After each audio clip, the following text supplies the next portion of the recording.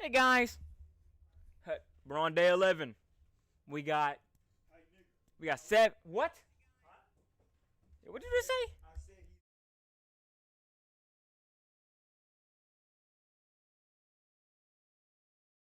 Guys, it's day 11. What you want, masses? What type of sandwich I want? Good, nigga. Yeah, bro. You better know. What did you call me?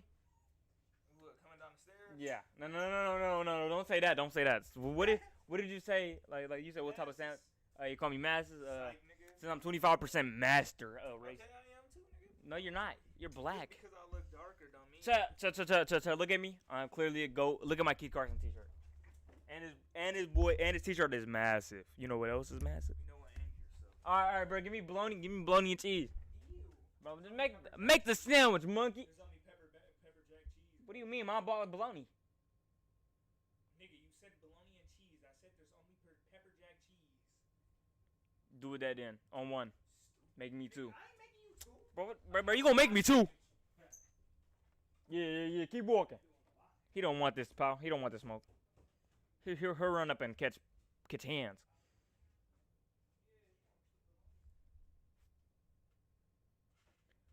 Sure, I'll make one of them. Sorry, it's too late, bro. But you're gonna.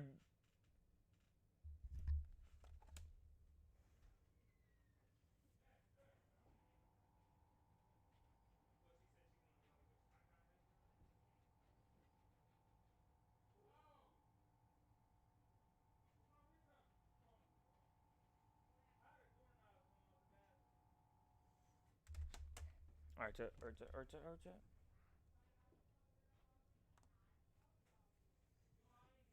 So I'm in the back rooms. My background is the back rooms. What's it talk about?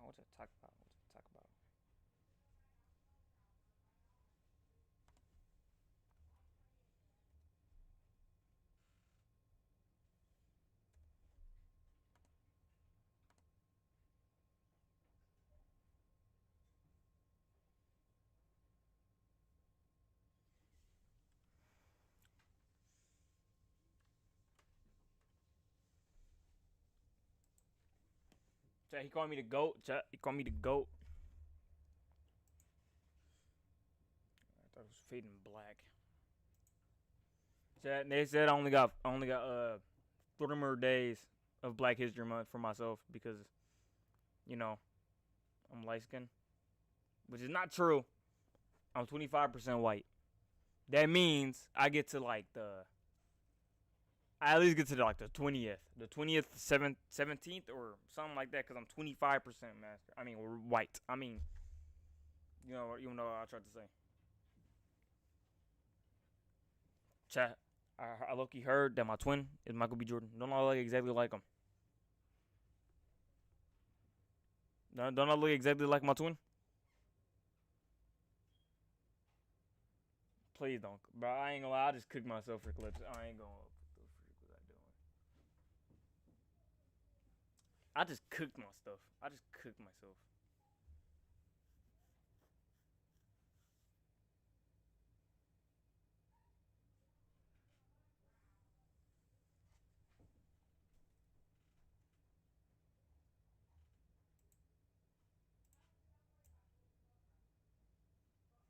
Sign in?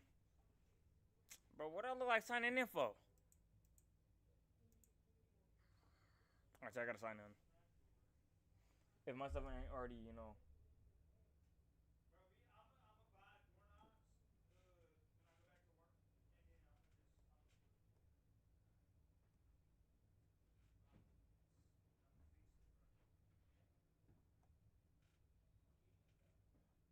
Bro, why is this taking so long? Bro, did my Wi-Fi go back out? Oh yeah, that's what happened yesterday live stream. The Wi-Fi crashed, and that's what ended the live stream. So basically, ended it before it could get worse of what we were saying. And that's why I still need to sign in. Oh my god.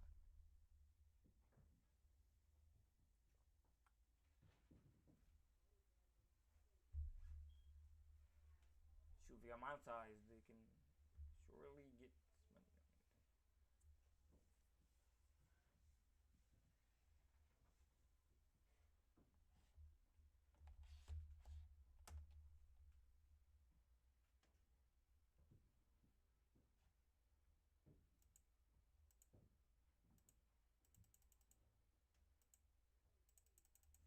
Yeah, it's the Microsoft account.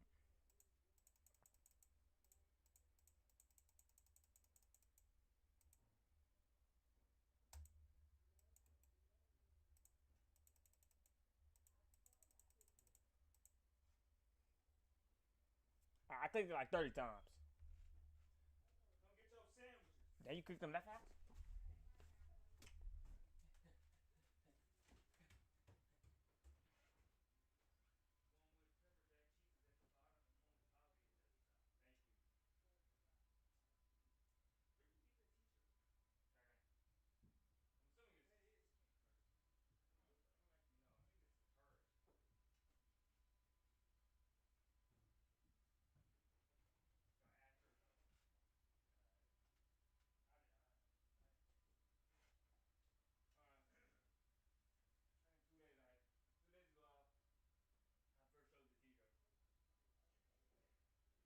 you.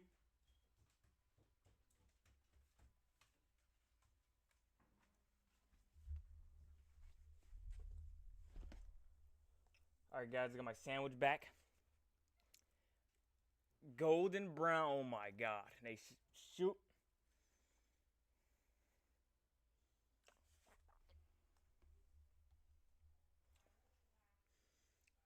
Alright, alright.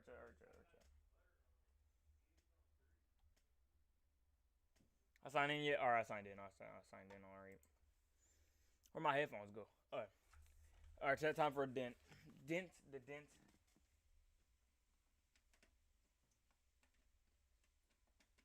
Bro, which one of these fit into it, bro? What the flip, man?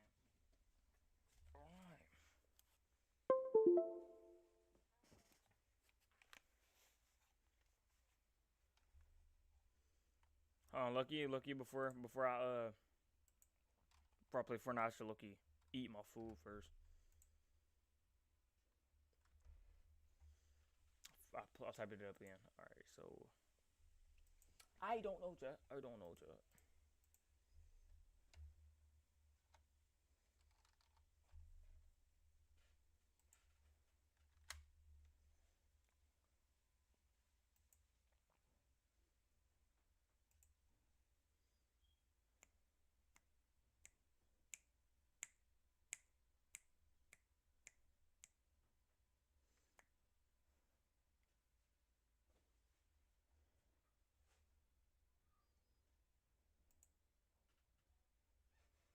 Yo, when's the last time Corey Kendrick posted it?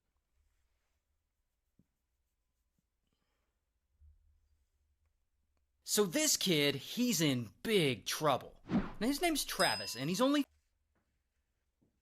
Bro, oh my god.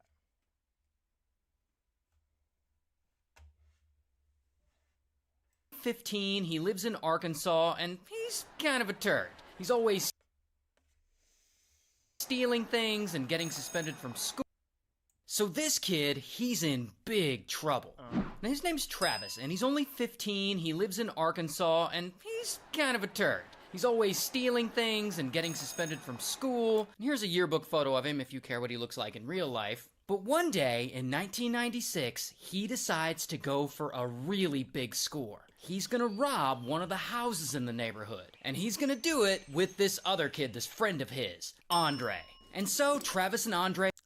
Andre look like, he like agent.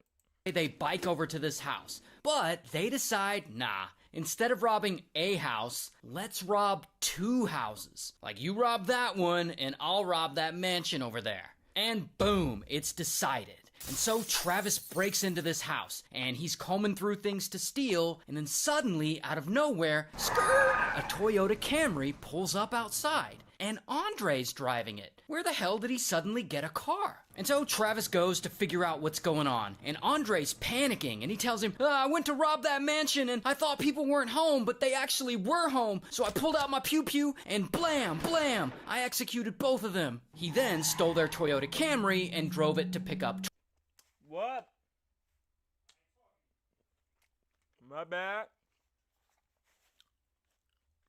Travis, and now he's like, will you go back to the mansion with me to help me dispose of the bodies? And Travis, he hears all this, and he's like, alright. And so the two of them, they head over to this mansion to dispose of these two bodies. And the two bodies are still there. And they try to move them, but unfortunately for them, these corpses are way too heavy for these teenage boys to move. So, what do? They light the whole place on fire to burn up all the evidence. Then they get into the stolen Toyota Camry and they flee the scene. And they drive about a mile away, and suddenly, kaboom! They crash the Toyota Camry, and they flip it on its side. Then they climb out of it, and they run away on foot. Meanwhile, a local resident is driving down the road, and he sees the wrecked Toyota Camry flipped on its side, and he's like, what the fuck? And so he eventually goes to the mansion to check on the owner of the car, and he sees that the place is on fire. And this leads to the police and fire department showing up, and that is when they find the two bodies inside. And so police investigate all this, and they put out a reward for $10,000 for anyone who can give them information that would lead to an arrest. And about a month later, they finally get some information that Travis was involved. And so they go to his house and they question him. But Travis, he isn't talking. He isn't admitting to anything. And so they end up forcing him to take a polygraph test. And he passes. Mostly because polygraphs are pseudoscience, I keep telling you guys. But anyway, so they make him take another one, and he passes again. And they make him take a third one, and he passes again. But police are sure that Travis was involved in this crime. So somehow they get him to take a fourth polygraph test. This time, he fails. And finally, police are able to use this as leverage to get him to confess. Now, Travis only ends up confessing to breaking into the houses and stealing stuff. But he says he didn't shoot anyone. He says it was Andre who was the one who shot and unalived the two people in the mansion, not him. However, because he just did confess to breaking into houses and stealing stuff, bam, they arrest him for that. And here's an actual image of him being arrested. So Travis's fingerprints, they end up being a match to fingerprints found in the wrecked Toyota Camry, while they don't find any fingerprints of Andre, or any evidence that Andre did anything. And therefore, police pin the whole crime on little teenage Travis, including the murders. And so Travis has no choice. He has to take a plea deal, so he pleads guilty and he gets sentenced to 28 years in prison.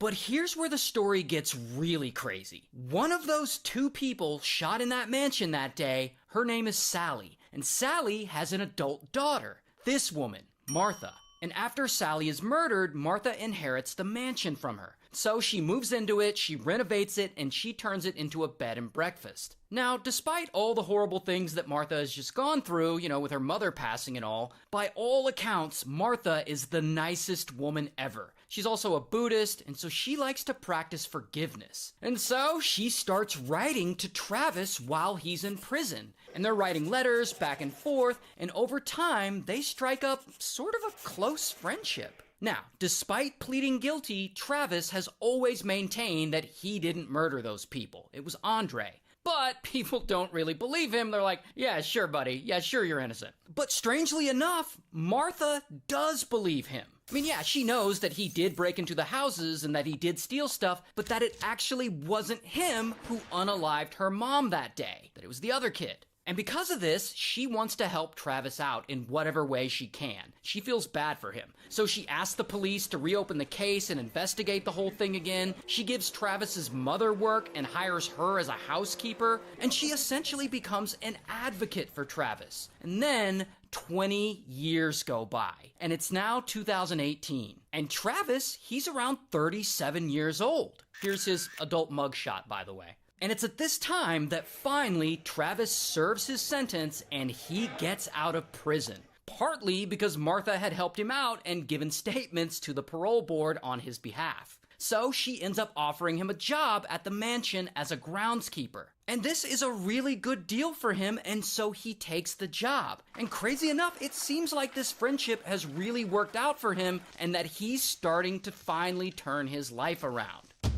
Until about a year goes by and Travis is still working there at the mansion. And one day, it all goes bad. On that day, Martha ends up selling one of the chandeliers in the house to someone for $10,000. And that person pays her cash, and she stashes the cash in one of the rooms in the mansion until she has time to run to the bank. And old Travis, he just happens to be working that day. And he also happens to learn that this transaction went down. And so he waits. He waits until no one's around. And he sneaks into the room where the $10,000 is stashed, and he swipes it. The next day, Martha notices her money's gone. And unfortunately, there's only one person around at the time who could have taken it. The groundskeeper, Travis. And this just absolutely destroys Martha. Like, how could he steal from... Come on, man.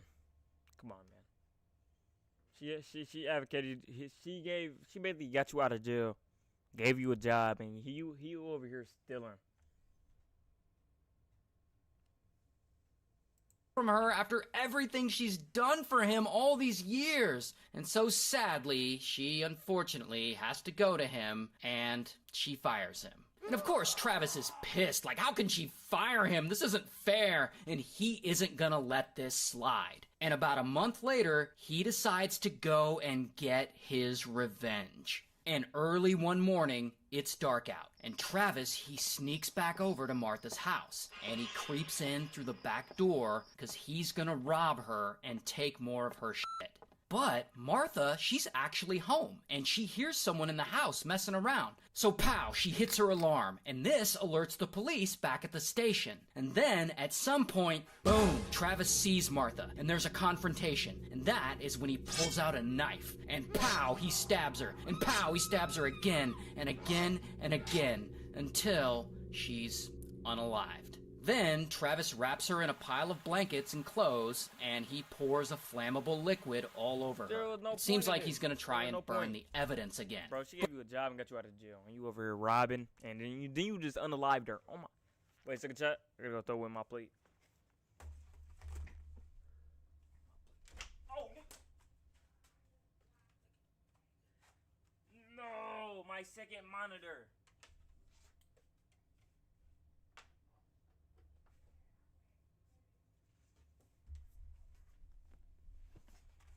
All right, chat. We gotta get back to the game. Hold on, let's finish this. But just then, police show up because Martha had hit the alarm. And so officers, they go into the house and they hear Travis upstairs hiding in the bathroom. And so they go up and they're like, "Come out with your hands up!" And Travis is like, "F you!" And he jumps out the bathroom window and falls down to the ground. And he runs over to the car he arrived in and he hops in it and he flees, driving across Martha's massive lawn. And of course, police are right behind him, chasing him. But then, boom, his car gets stuck. And so he gets out and he runs back across the massive lawn and he jumps into the nearby lake. I guess he's gonna try and swim his way out of this. But unfortunately for him, it doesn't seem that he can swim, and Travis...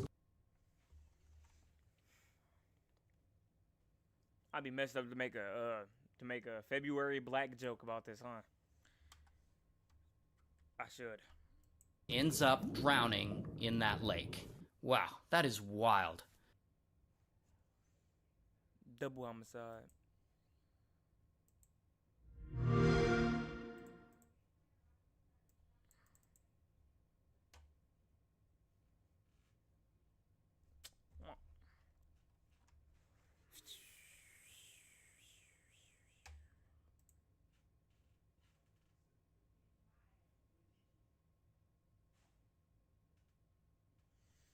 I still ain't downloading no other games. I ain't downloading no other games besides Fortnite.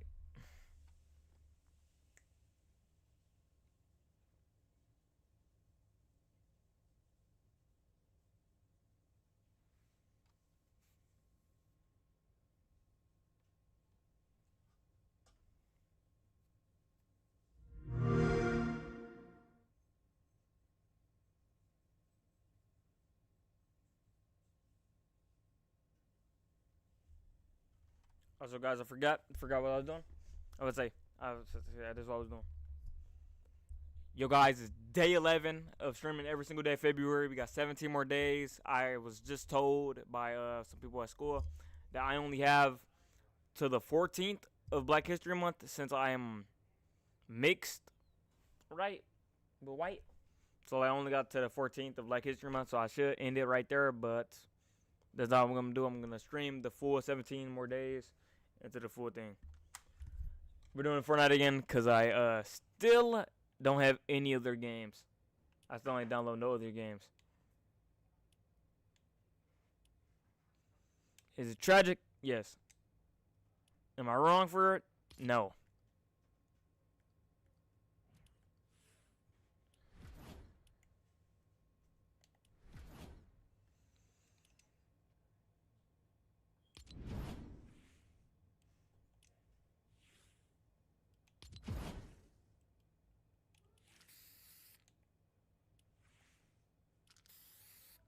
Dude, why my stuff start lagging?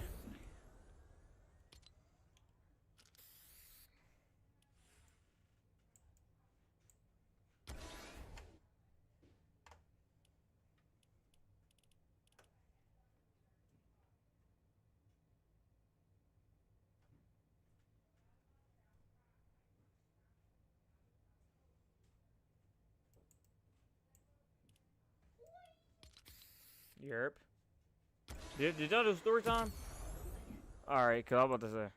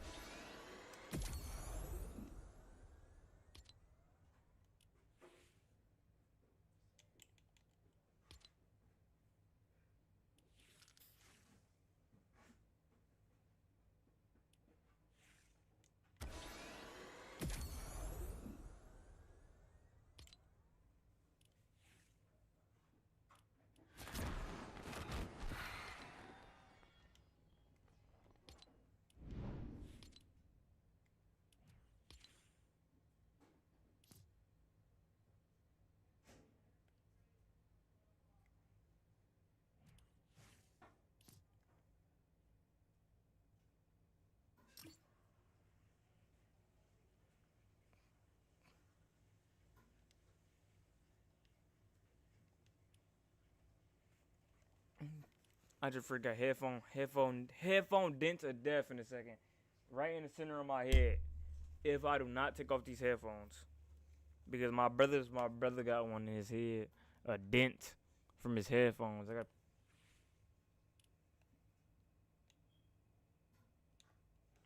what's it?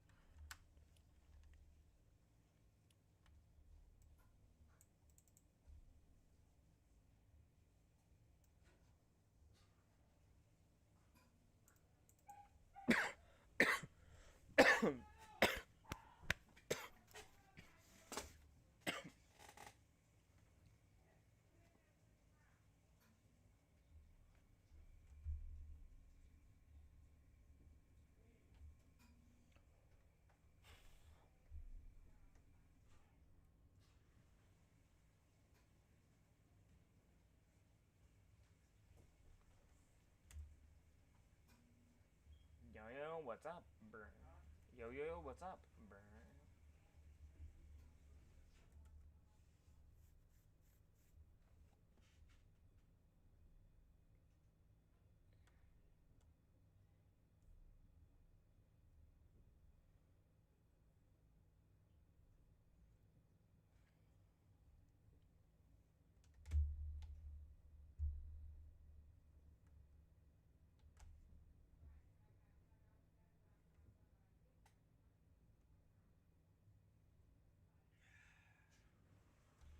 Yeah, they don't got games for free.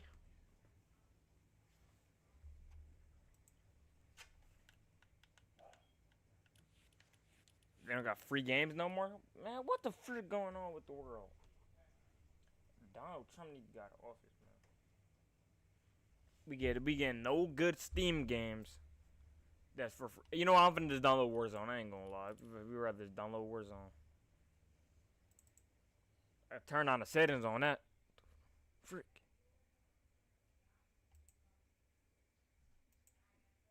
Rainbow Six D, bro. What the frick? Ain't no way that crap cost $16. Yeah, nah, I ain't gonna lie. Chubby is not getting.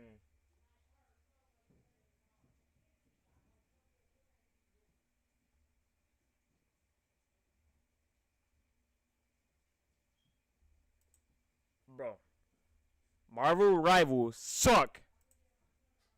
I cannot stress this enough. The game is hot garbage. I don't know why people keep telling me to play it. It is garbage. Marvel Rivals is hot garbage. Trash. Boo boo. Garbage. I'm tired of people saying like, oh, you should play Marvel Rivals. No, I shouldn't. You know why I shouldn't? Because I don't feel like it. Also, it suck.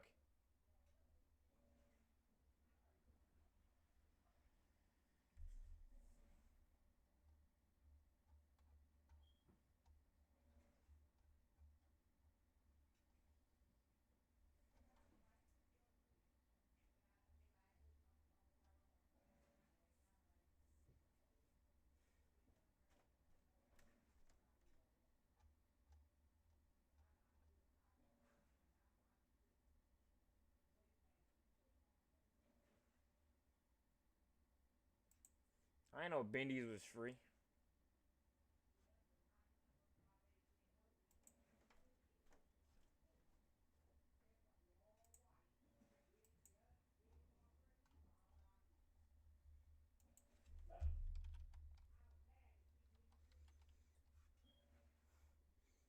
Ford.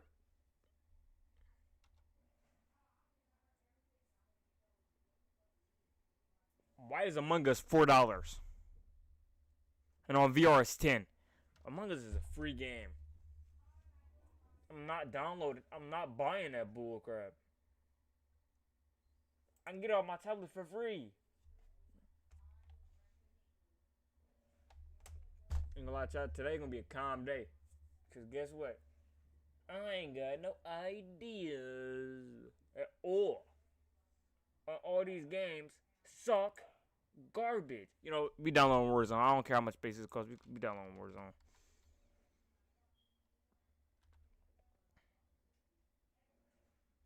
We downloading Warzone. Oh my god.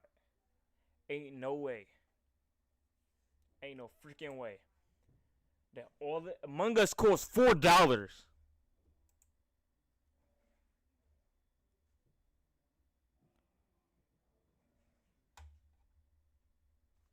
Yeah, bro. It says updating. What the freak it means updating? Yes.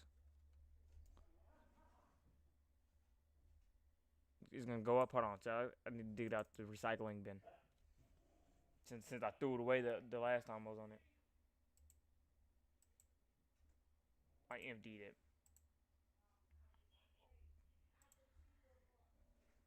Chat is my fault. I ain't gonna lie. What the frick? Call of Duty. I didn't buy Call of Duty.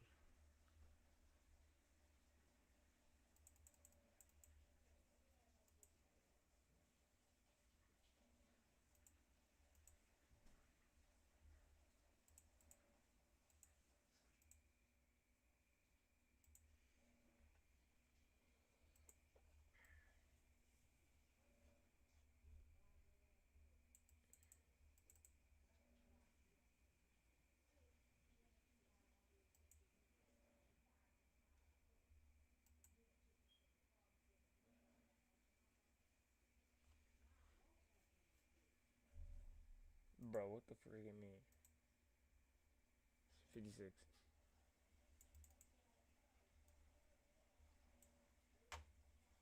Alright, chat, it's 56%.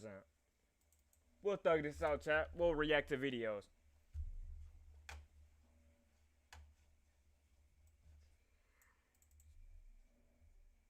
Let me take this crap about Fortnite down.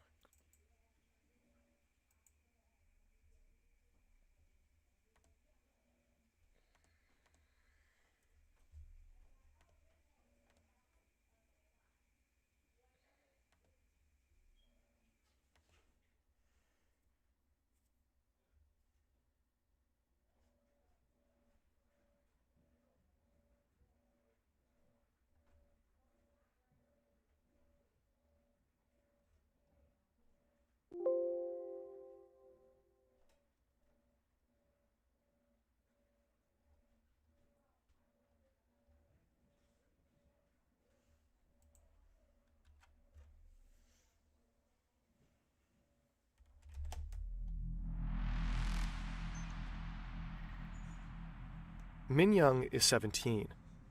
She lives in Hyesan, a small town in North Korea. It's located right at the Yalu River, the natural border to China.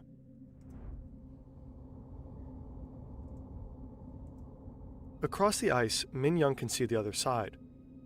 Freedom is so close, yet so far.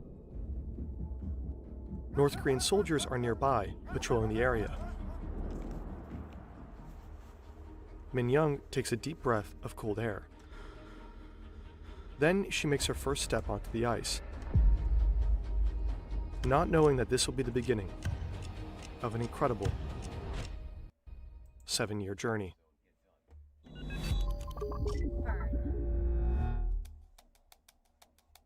North Korea is notorious for the oppression of its people and its poor human rights record. Under Kim Jong-un, it became even harder for citizens to escape. There are more fences, more guards, and since a few years, there is a new order to shoot on sight. Yet, every year, hundreds of North Koreans risk their lives to flee their country.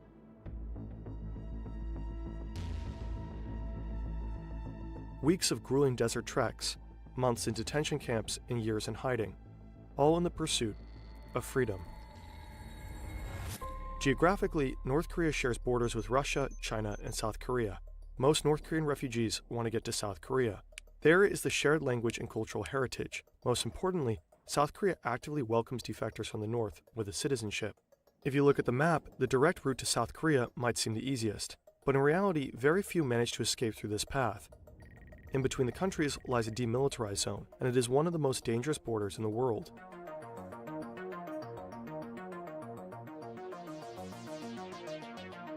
Oh Chang-sung is one of the ones who managed to get through. In 2017, he made a daring escape through the DMZ. Created after the Korean War, the DMZ is only demilitarized by name. It is heavily fortified with armed guards constantly observing each other. On a quiet Monday afternoon, the tense silence of the DMZ is suddenly disturbed. Someone is trying to escape. Driving a military jeep at high speed, Oh Chang-sung races towards the border. Surveillance footage by the South Korean military captures the intense pursuit. He abandons his car and continues on foot. North Korean soldiers fire multiple shots, hitting him several times. But Oh Chang-sung manages to cross the demarcation line. Collapsing behind a wall on the South Korean side, he endures for hours until South Korean soldiers rescue him. Escaping through the DMZ is extremely rare. Survival chances are near zero. Another rare, extremely dangerous escape route to the south is by sea. Somewhere along the southeast coast, a North Korean man enters the ocean. The man is in his mid-20s and equipped with fins and a diving suit. Swimming for over 6 hours and covering more than 3 kilometers, he reaches the South Korean shore near the town of Goseong. Despite being caught on surveillance cameras, South Korean forces only find him later, resting under a tree. He turns out to be a North Korean fisherman seeking asylum. The tides had worked in his favor. Presumably, the man had prior knowledge of the sea conditions. Without, he probably would have drowned. Defecting this way, too, is near impossible. Only a handful of people have succeeded through this route. Similarly, it is extremely rare that North Koreans defect to Russia. The border is heavily guarded, and the river is too deep to cross. The few people publicly known for defecting to Russia are privileged or high-ranking citizens who manage to cross with the help of their connections. Creating 3D animations like this requires a solid understanding of physics and mathematics. A great place to develop these skills is Brilliant.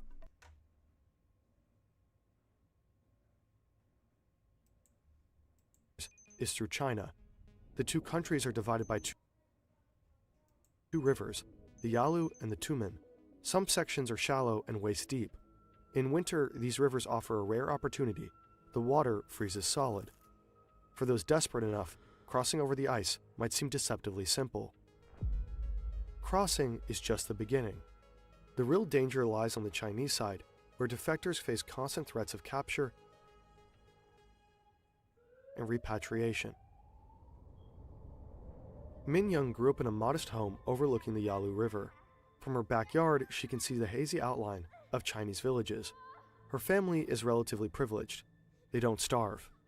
Her father, a traveling salesman, frequently crosses into China for business, while her mother works for the government. In her free time, the mother makes extra cash by trading smuggled goods from China. This is a common practice for North Koreans that live near the border. The poor economic conditions increasingly drive them to find additional income. Life changes dramatically when Min Young is 14. Yerp, what up, Baby Yoda? It's the year 1994. One day, she returns from school to find her father missing. He has been arrested on his way back from China, accused of bribery and corruption. The family suspects he was tortured during his interrogation. Months later, he dies in a hospital. Min Young, her mother, and her little brother are left alone, devastated. Disillusioned, Min Young begins questioning the contradictions she saw around her at an early age. The suffering during the famine, the lies in state propaganda, and the harsh realities of survival all build up to a pivotal point. At the age of 17, she makes the life-changing decision to leave North Korea. In under a minute, she crosses to the Chinese side, her heart pounding. Her plan is to visit relatives up north. She seeks a Chinese smuggler who lives by the river. He frequently trades goods with Min Young's mother, and she trusts him. He agrees to drive her into the sprawling city of Shenyang. For the first time, Min Young experiences a world vastly different from the one she had just left behind. Bright lights, bustling streets, and the abundance of food and goods leaves her overwhelmed. Weeks go by and she turns 18 years old. She wants to return to North Korea, back to her family, but then she gets a sudden phone call from her mother. Rumors of her disappearance have spread across town. People suspect she might have left the country. Coming back would be too dangerous now. Her family fears retaliation for letting Min Young escape. So Min Young's mother urges her to stay in China and live freely. Min Young remains in Shenyang. She begins working in a restaurant and learns Mandarin. She lives in constant fear of being caught and adopts several new names to evade detection. One day, two men enter the restaurant. They ask for her and flash their badges. It's the police. They take her away. It's over, she thinks. This is the end. At the station, they question her relentlessly and demand she complete a written Chinese test to prove her fluency. She does so, hands shaking, constantly at the verge of a panic attack. But she passes the test. It's a narrow escape. Had the officers doubted her, she would have been deported to North Korea without a doubt. Everything she risked, every moment of her struggle, would have been for nothing. Later, she learns that someone she trusted with her secret reported her to the authorities. In 2002, she takes the train to Shanghai. It marks the beginning of a new chapter in her life. In the megacity, she meets a broker who provides her with a new identity. She spends her entire savings on this ID. With it, she secures a job as an interpreter at a South Korean tech company. As she builds her life in Shanghai, she saves money and falls in love with a South Korean man. Together, they hatch a plan for her to seek asylum in Seoul, South Korea. After years of hardship, Min Young boards a flight to South Korea. She's so close to freedom. But immigration officers doubt her story. She spends weeks in detention. She is being interrogated over and over again. Then finally, she's granted permanent residency. She made it. Years later, Min Young uses her savings to arrange the escape of her mother and younger brother. Today, Min Young goes by the name of Hyunshio Lee. She is a human rights activist, speaking out for defectors and advocating for freedom in North Korea. Her journey took over a decade, but her resilience and courage led her to live a life free from fear. We linked her book in the description. Min Young's story is one of pain, loss, and perseverance, but ultimately, it is a testament to the unyielding spirit of those who refuse to live in chains.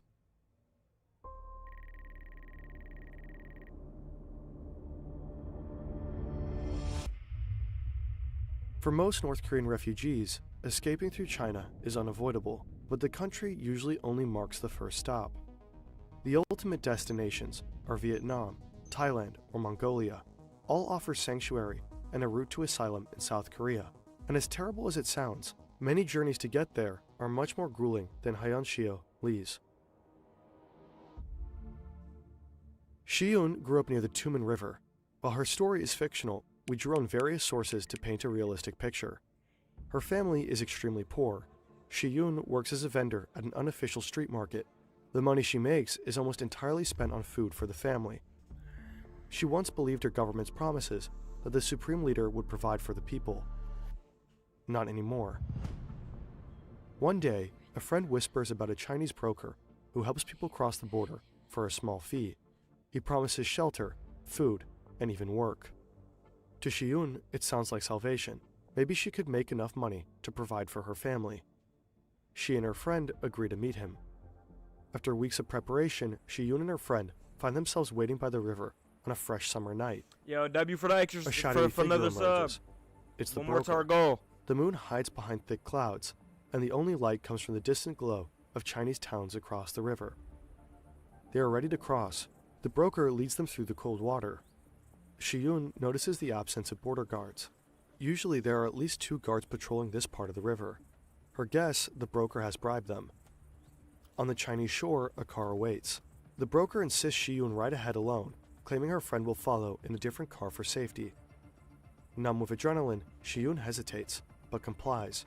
She hugs her friend, unaware it's their final goodbye. As the car drives through the dark countryside, exhaustion overtakes her. Shiyun falls asleep. Nah. She wakes to a nightmare. The car has stopped in a remote village. The driver tells her she's meeting her new husband. His words send chills down her spine. This has to be a joke, but no one seems to be joking. Bro got sold. Shiyun was deceived. The broker has sold her to a middle-aged farmer. While transiting through China, many North Korean escapees fall into the hands of human traffickers. In the border regions, the traffickers prey on the vulnerable. Promising food and jobs, they target people living in the harshest conditions. Once across the border, hope turns to horror, especially for women.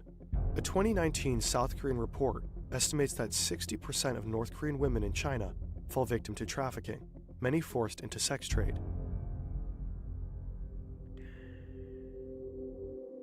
For 2 years, Shiyun endures isolation, abuse, and constant surveillance.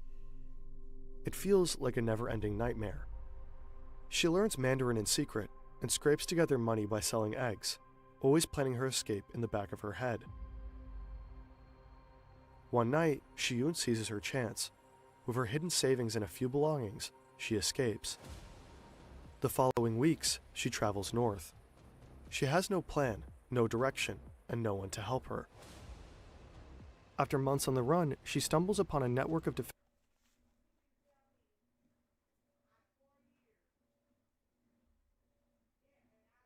defectors in the Koreatown of Beijing. They promise to help her reach Mongolia. She knows going back to North Korea would make her a traitor. This means torture and death for her and her family. She can't go back. This strange faraway place seems like the only chance at a free life, so she decides to go. The only thing standing in her way is the Gobi Desert. Desert? The size of Peru, it is extremely hostile to humans, freezing nights, scorching days, and no water. Shiyun joins a group of defectors and embarks on a grueling trek. Days blur into nights as they walk through sandstorms, share sips of water and little food. After days of walking with almost no rest, Shiyun's feet are bleeding. Only the thought of freedom keeps her moving. When they finally reach the Mongolian border, the group spots a few soldiers. A man from their group volunteers and approaches with a bribe. In case things go south, the others are still able to escape undetected. Shiyun nervously watches as the man from her group talks to the soldiers. Luckily, they are Mongolian and quite supportive. They guide the group to a detention center. Shiyun spends months in a refugee camp before finally being granted passage to South Korea. She is one of the few hundred that make it every year. One has to wonder how many more North Koreans would leave. If only they could.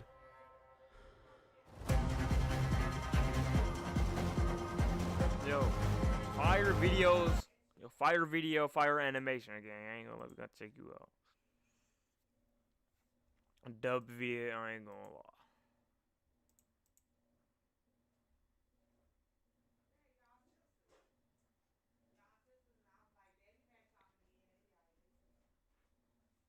CIA gun.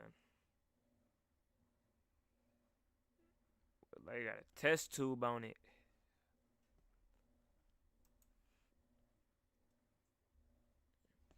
Alright, so let's see. Oh, shoot. Oh, hold on, chat. Hey, yo, chat, it might be working, chat. Alright, hold on.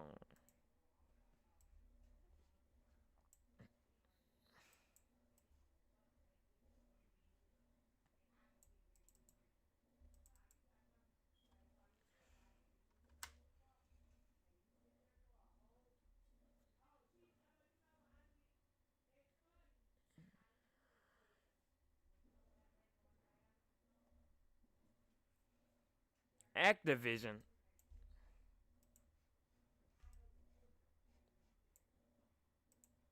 Bugging.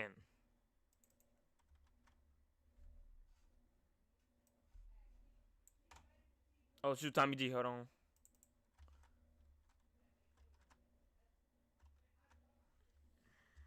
I was pressing shift. Tommy G dropped this.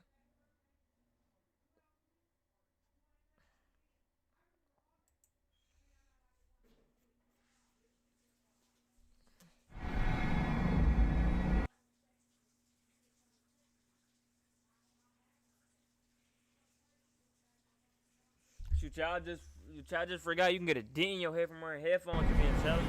50 unsolved I don't need no dent. strangulation. I don't need no dent. I got waves. Bro, what the? The hunt for Chicago's deadliest serial. What?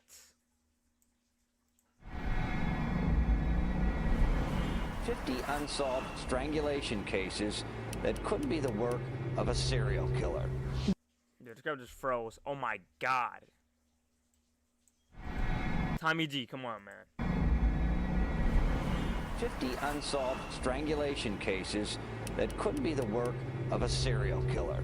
Dozens of women who were all strangled or asphyxiated. Their cases remain unsolved. Serial killer on the loose in Chicago. A lady by the name of Tamala Edwards was found in 2210 in a garbage can just like this in this alley 20 years ago. Their bodies were found in vacant lots, abandoned buildings, and alleys, dumped in garbage cans, and some even set on fire. Why do you think they specifically targeted Mama? Have you ever been abducted? Yes. He killed so many women, he don't know how many. Is there one of these killers that you think is doing the lion's share of the killing? Yes.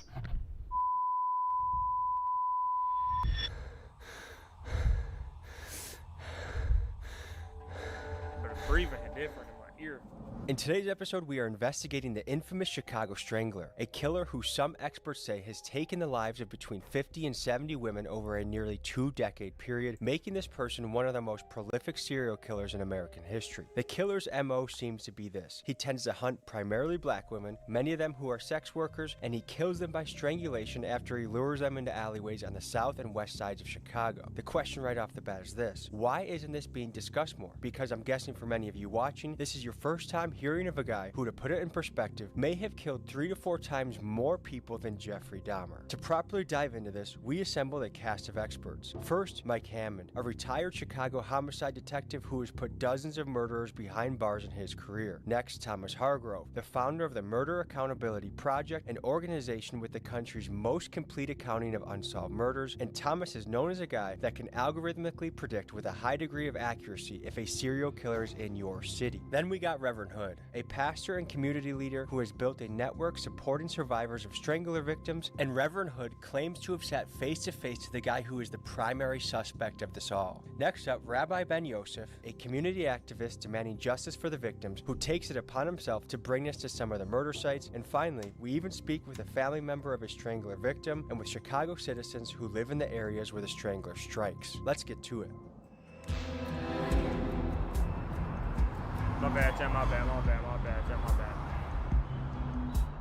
We're gonna meet a community leader who's been tracking down these murders, trying to bring justice to these victims and their families. In fact, we're very close to a murder site where a murder happened 20 years ago in this alley behind me, and we're gonna look into that. How many of these murders are unsolved? Pretty much all of them have been unsolved. And how many are we talking? We're talking 51 plus. In 2004, Tamala Edwards was murdered right here in this alley. The killer strangled her, wrapped her up in a comforter that was then tightly bound with duct tape, and placed her in a garbage can, where she eventually was discovered. A lady by the name of Tamala Edwards was found in 2210 in a garbage can just like this in this alley 20 years ago. Yep. The way how these murders happen is, as you just said, a graphic example of no regard for human life. To put a human life within a garbage can, to say, I'm going to do this to this person, just goes to show how horrific and how much an outcry and outrage there should be within the city. What comes to mind when people say the Chicago Strangler? I think it's more than one. We believe that it's more than one strangler. I would have felt better if it was said mass murder, something to culminate that more than 51 women got killed. There's certainly not one. We know that for sure, because the 51, there's 21 different DNA profiles. We found that the overwhelming majority of these homicides involved women who were strangled or asphyxiated, and their bodies were left out of doors, often in abandoned buildings.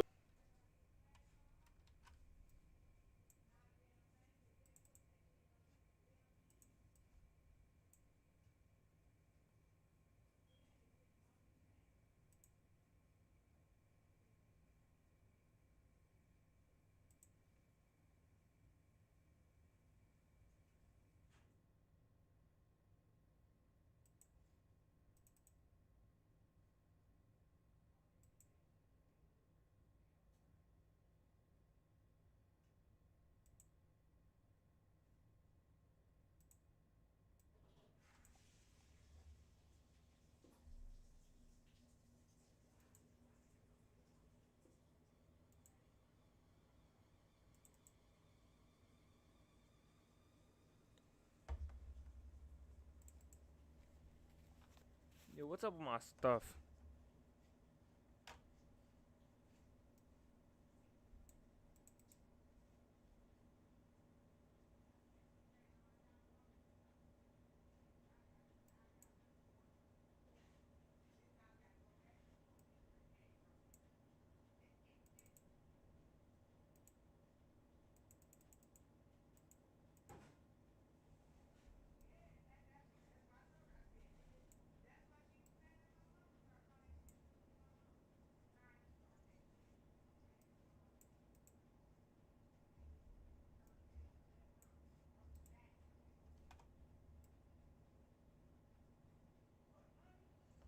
Alright, I got it. Oh, bro.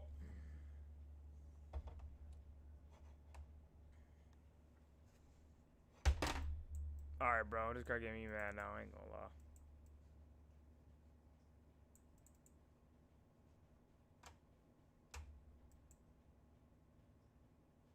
Oh, 80%. Dang. Buildings, empty alleyways. I think something happens to wake that demon up that's in their crania. And once that demon is woken up, then it goes on the bend of killing women.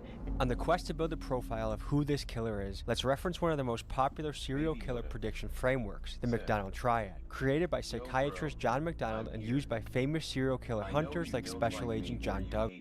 But I'm still gonna be here. Bro, who did you ask to make that apology for you, gang? I never said I was mad at you. You called my brother a hard R.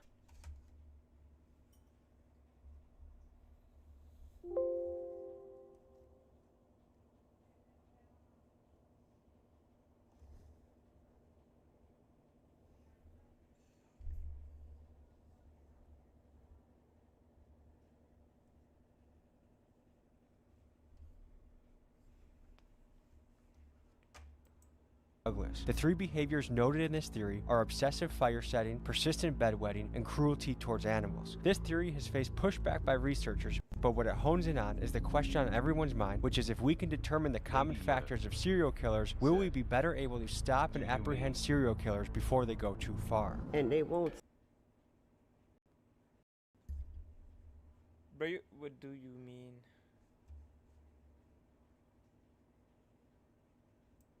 Stop until that bend in their brains settle down. And the craziest thing is, you said it during Black History Month. Now, you could have waited to March.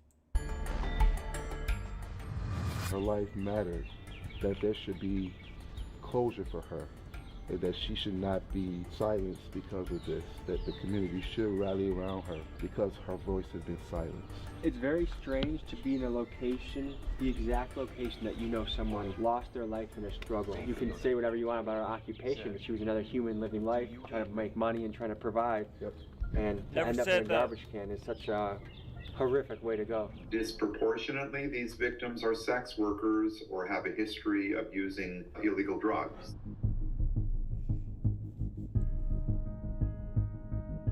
We go to great lengths to bring you guys inside scoops on a story. How sketchy would you say this is? It's up there. Miguel, sketchy rating? 10. So is it common in your world to hear women that go missing? Yeah, you hear stuff all the time, like this 30-some-year-old white lady that they found on Lake Cook Road that was like 13 or 16 weeks pregnant when they found her, but she was missing. Chat, we just waited. Chat, we just waited. And then it was 2 weeks before that. Somebody. I'm waiting the Warzone get done. And so did we go play that? It's 80% done, I think. Hold on. Wait a second.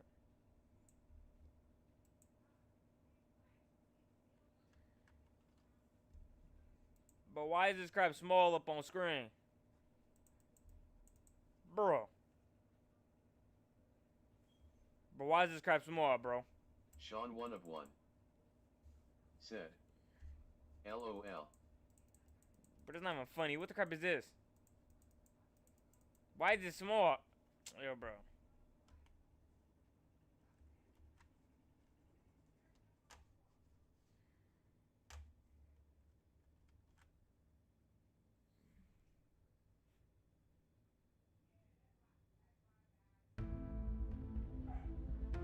Oh, shoot, chat.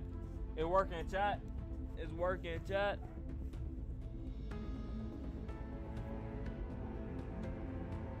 Baby Yoda said, W screen.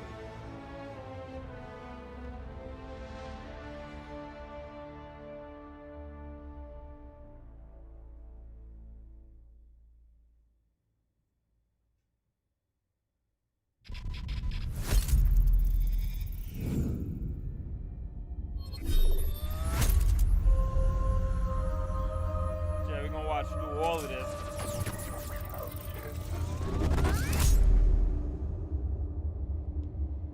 I can press A to skip this.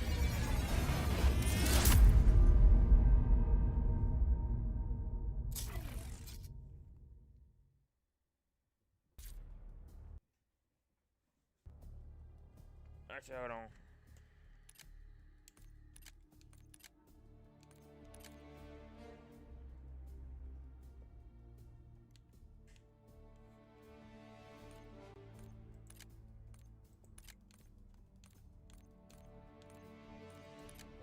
Baby Yoda said, can you look at my baby Yoda?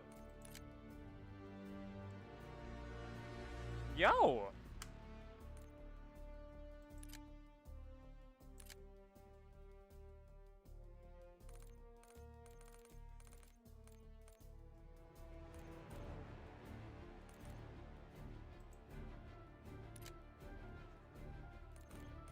Alright, y'all, I don't know how to feel this sound.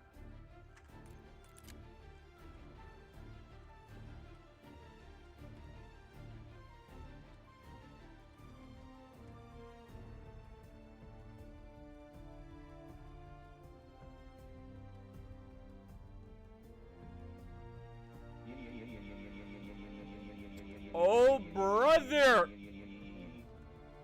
Said,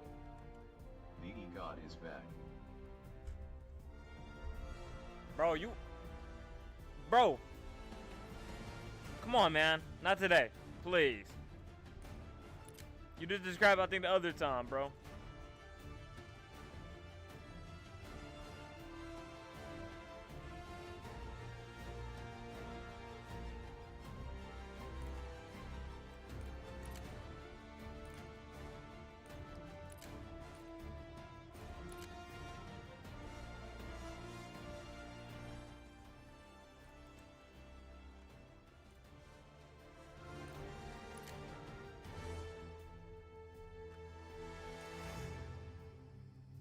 I should show my username already. I'm okay with that. Just show my username. He's at the E guy back, I guess.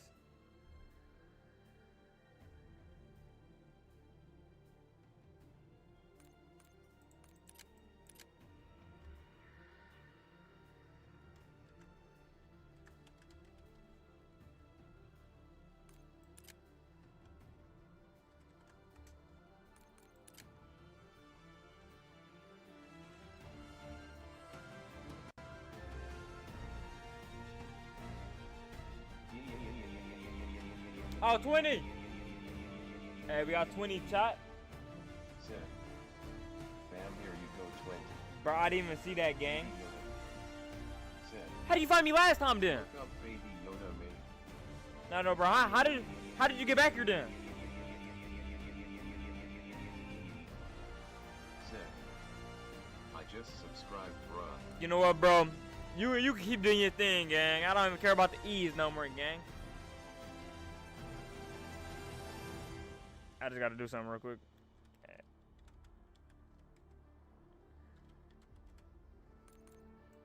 I gotta put my password.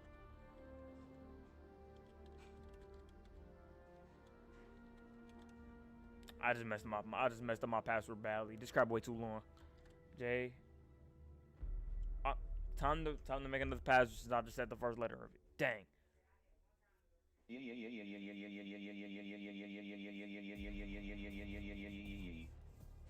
Thanks for joining the Shones community. Oh yeah, I forgot. Anybody that subscribed, that crap pop up.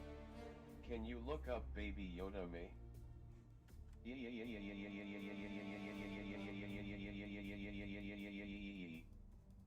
Said.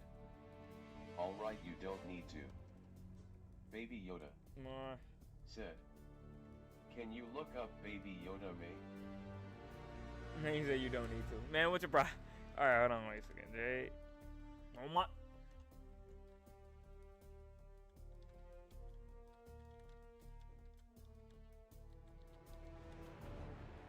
Gotta create account, please.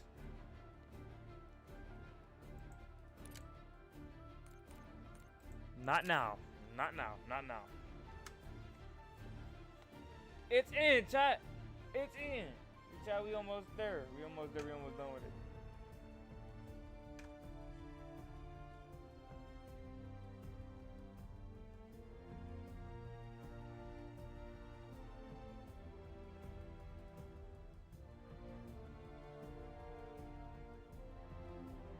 Baby Yoda.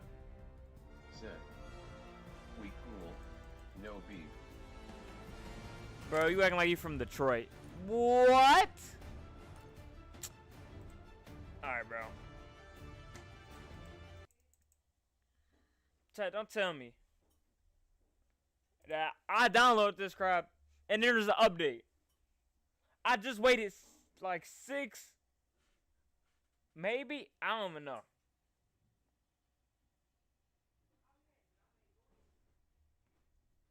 This crap finna get me heated, chat. Press any key.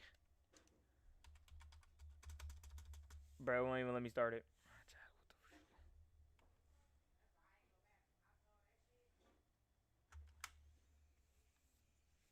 Chat.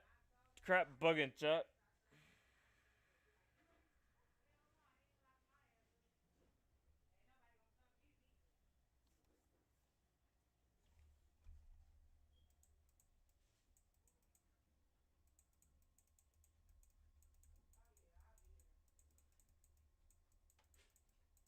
Bro, what the frick?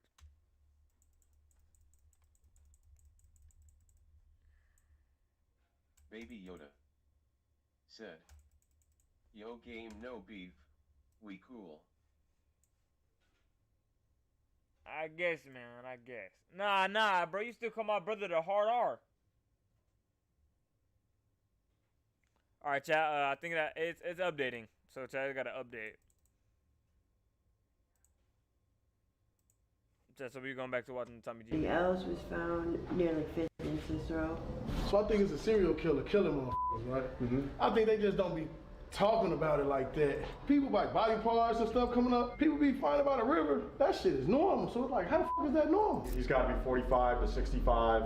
He's definitely a city worker, you know, because he knows the neighborhoods. He knows where the hoes go. He knows where to dump these girls. What makes you say for sure city worker? He understands what neighborhoods he can get away with it in and what neighborhoods he can't.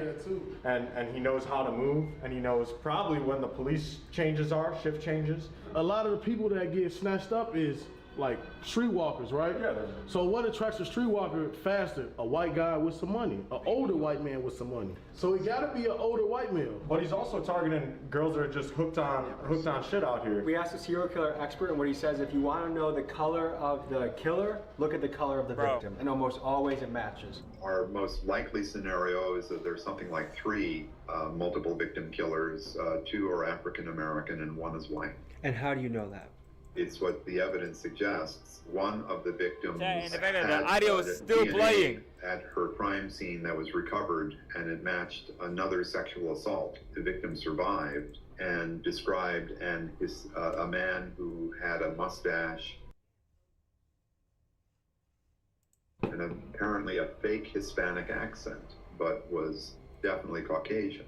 Have you ever experienced danger on the job? Yeah, so white guy that used to like back up, and then literally he would make you take your shoes off, and it would be like dead winter. Like you'll have no shoes in the middle of dead winter trying to like get away. So it's a way to keep you under control in the car. I guess so. You can, yeah, exactly.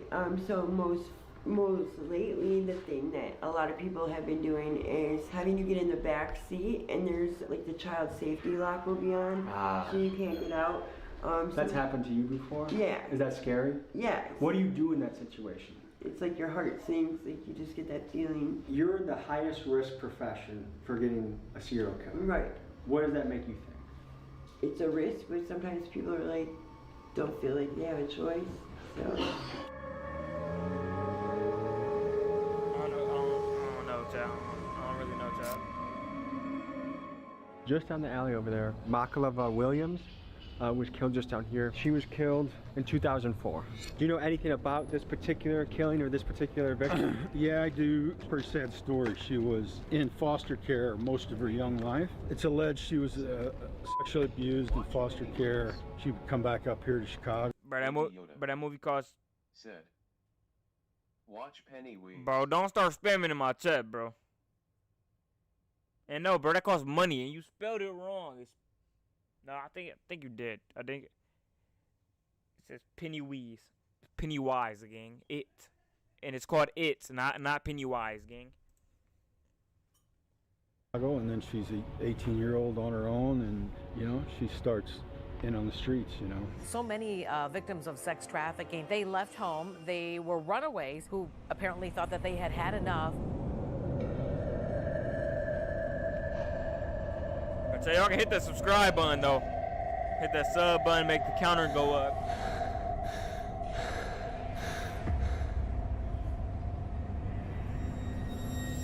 So this was 20 years ago, so this building may have not... Yeah, this is much cleaner than it was then.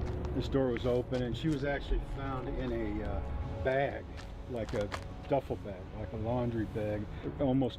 He's the killer. He's the killer. He's the killer. Look up Funk. Squid Game.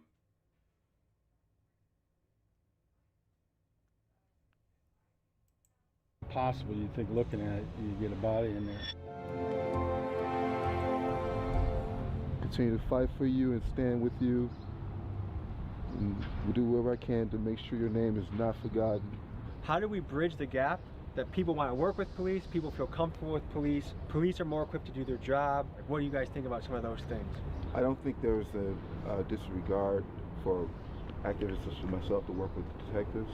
I do work with detectives and police on on these issues. Will you be looked at as a snitch if you work with detectives and police? Could be, but the fact is, my job is to bring justice. That's what we stand on. Let's talk about why Chicago is the perfect hunting grounds for a serial killer to lurk. The truth is, Chicago has an unacceptably low homicide clearance rate. And for reference, a clearance rate refers to the percentage of criminal cases that are solved. How would you rate the Chicago PD performance in finding the perp? I think you're always trying to do your best, and you're trying to, no life has, to me and the people I worked with, no life has more or less value than another, because you're always talking to the victims' families, so you're trying to always do the best you can. Historically, Chicago's homicide solve rate has been concerning. In 2016, the city reported a clearance rate of just 21%, which is much lower than the national average of 60% at that time. In other words, 80% of the time, the murderer gets away. That is insane. The cycle keeps getting worse and worse. Worse, and it spans, and then we have another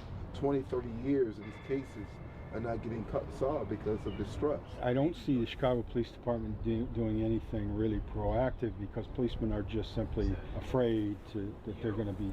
Can you teach me how to make computers unstop lag? Wait, my stuff not lagging? Cause I promise you, my stuff is be lagging.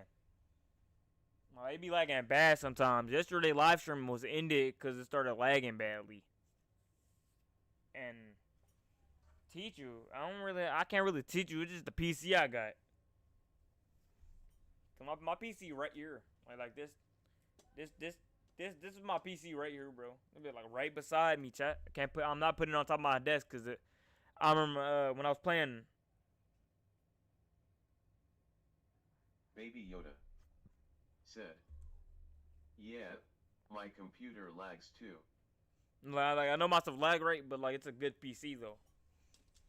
Right? This is a good PC. I still got the wrapping paper. I still got the plastic on it, bro. I'm not touching this plastic, bro. I'm trying to keep it brand new. Right? Prosecuted or thrown on a bus. Hey, bro, this is the killer. This is the killer, chat. This is the killer. Just for trying to do your job. 5,000 police investigations in Illinois. Imagine if the news anchor, right, in a boring town started killing people for stories. That'd be crazy. Are awaiting DNA test results. The backlog is huge, and today at a hearing, lawmakers demanded action on 50 unsolved strangulation cases that could be the work of a... Can you please watch Baby Yoda me?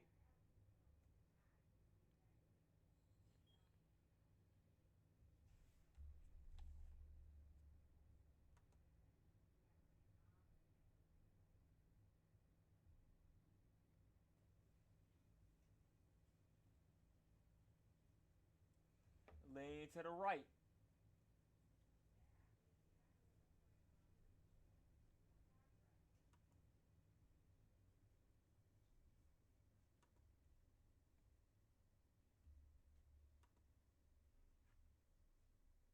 But you don't even got that many videos up, bro. Serial killer. My theory is this: the Chicago Strangler has been able to remain undetected for so long because he operated in a perfect storm. First, his victims. He targets women in poor communities working vulnerable jobs like sex work. Sadly, the people he kills don't seem to generate the same uproar that a brutal murder of a suburban lady would. Next, he kills in neighborhoods that already have high crime, thereby allowing his crimes to blend in better due to the police being overloaded with cases to work. And finally, these neighborhoods are places where police trust is quite low, which leads to a general lack of collaboration of citizens willing to work with police and give them helpful information. And bro, I'm Sean. I'm Sean, and I'm the 1-1. I'm a 1-1. You're and you spelled your name. You spelled Sean wrong as well, man. You got a U in it. Help solve the crime. What do you spelled it wrong, bro? You got a U in it, bro. What do you guys think in the comments? Have you ever been abducted? Yeah. What was that like? What happened? So I guess there was like 3 brothers, and one of them kidnapped me. Brought me back to like this house. I guess they were selling drugs out of it because they had like the windows boarded up and, you know, nothing on the door or whatever. And literally kept me there. I was there 3 days and just, like, the guy wouldn't leave. And I just had it, like, I couldn't leave. Like, I think I got McDonald's, like, one time. So he ended up leaving, and the door guy or person, whoever was working the spot, I literally just, like, threw the board and went flying. He started chasing me. There's, like, ice. Middle of winter, no shoes, went flying down the alley. There was this car coming down the alley with this lady, and I'm like screaming, like, help me or whatever, and she just like kept going. They don't care, just leave the windows up, like. Said, yo bro, my brother got shot and out the store, he's 19. He got shot?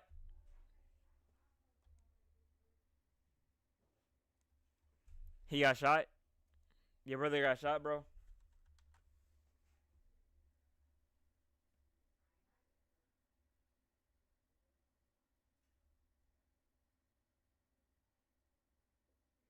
Baby Yoda said, you.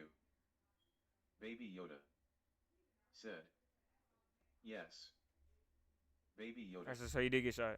said, yes. Like, how many times did he get shot?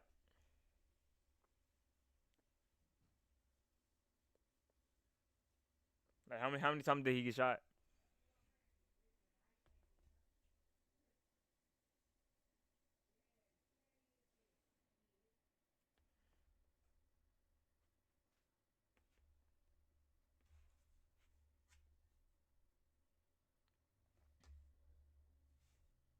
Baby Yoda said, 10.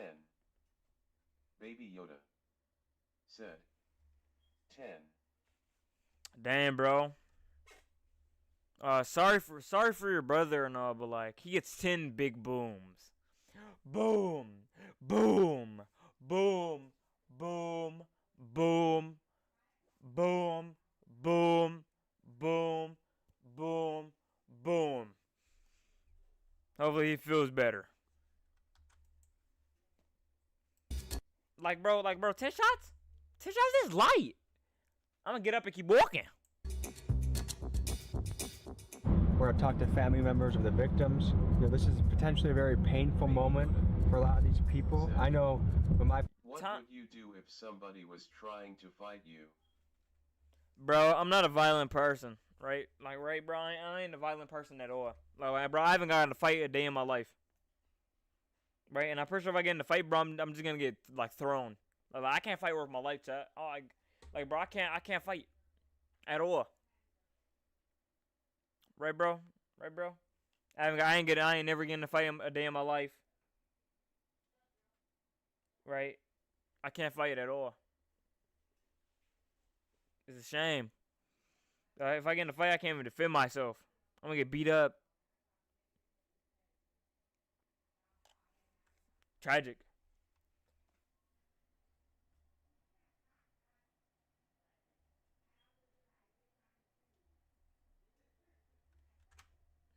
Baby Yoda said, yo bro, I've been in a lot of shit, bro.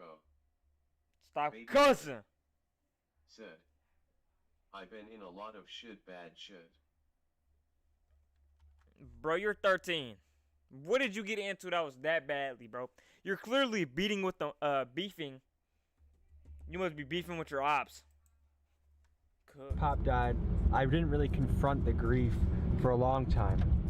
And I was challenged by a mentor of mine to journal about it, write it down. And it was a very painful process, but it also was very healing. Revisiting the memories, and I think it was a big step in the recovery process of losing somebody. So I'm honored that they're telling us their story, because a lot of news outlets have reached out to them and they're talking to us. So I appreciate that.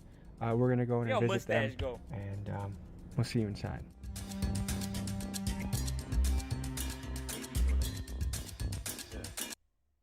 My dad almost killed me by throw me out the window by catch myself, and then I ran out the door and I told the police. I called 911.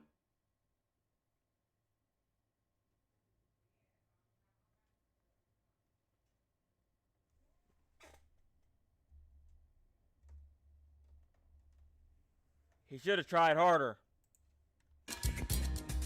You know, I was involved in as far as from the... Cap.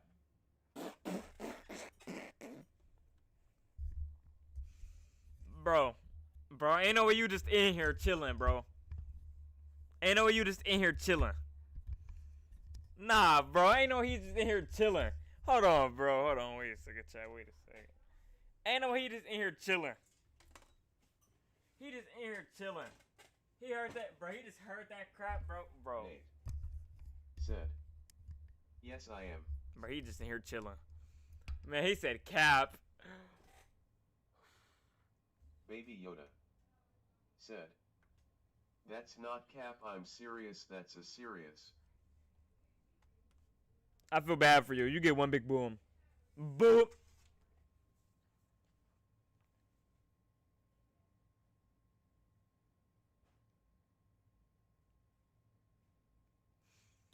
Bro, it's the fact that he said cap.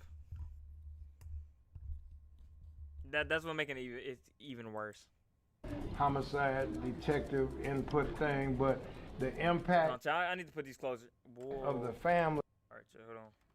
I'm about to put the speakers closer to me. I'm about to rearrange my desktop real quick. Putting them like right. I'm putting them so close to me, right? And they're like dead close to the microphone. Microphones, chat.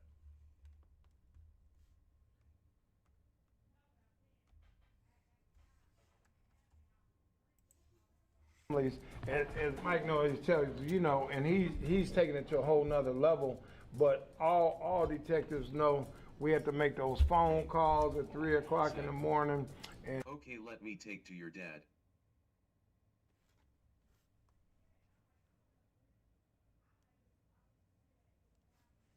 What?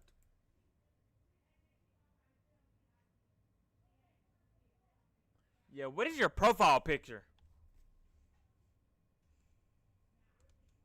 Your profile picture look notorious. What? And God bless you if you never had to make those calls or face-to-face, not even say calls, really face-to-face meetings for the most part and stuff, where you have to, give this bad news to people and stuff. It's like, that's probably like one of the hardest parts of the job. Bro, can you imagine this young lady, how her life trajectory has changed, not having her mother here since she was 9 years old.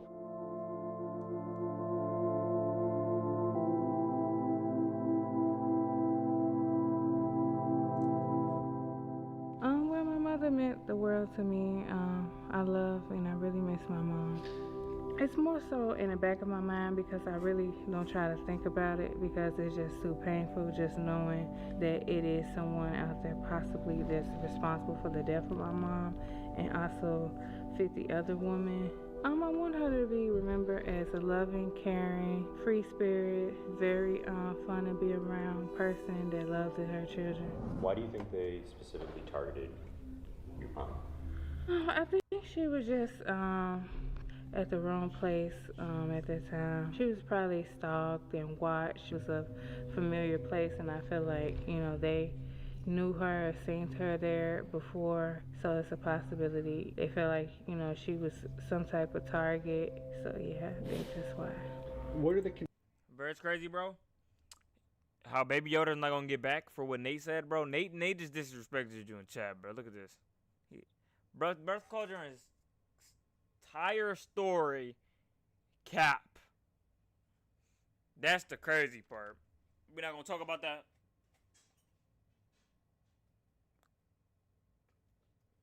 Call me a baby with spaghetti because I'm messy. Nah. What? I'll be back. Hold on.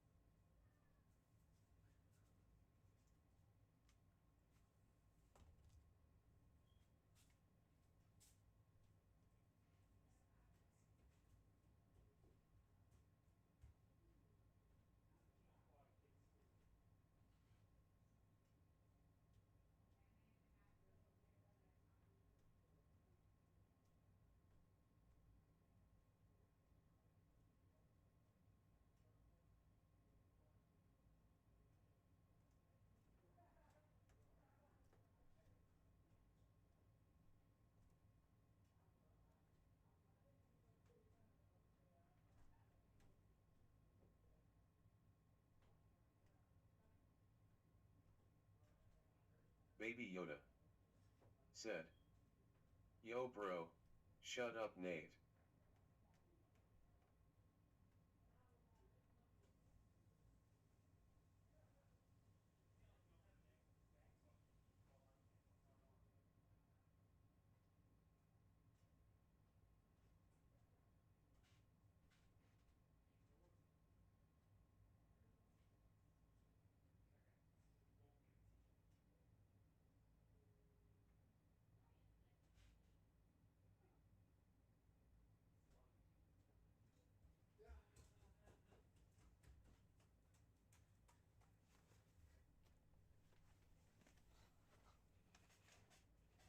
That's insane, though. I ain't gonna lie. That's messed up. Consistencies among the victims that the Chicago Strangler is known for. Definitely strangulation. They have been known for body parts missing, torsos. On the west side of Chicago. Chat.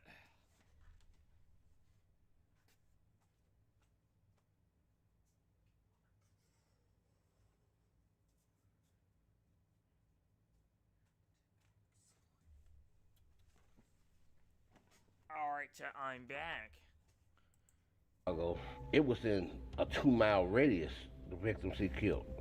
On the south side of Chicago, it could be up to 3 to 4 miles. South side of Chicago is a lot bigger, and we believe the number was a lot higher on the south side of Chicago, because like this guy here either got off the train stop or somebody that was a professional known in the community to get away with something like a teacher or, you know, something of that.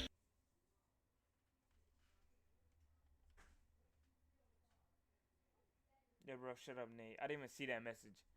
Nathaniel!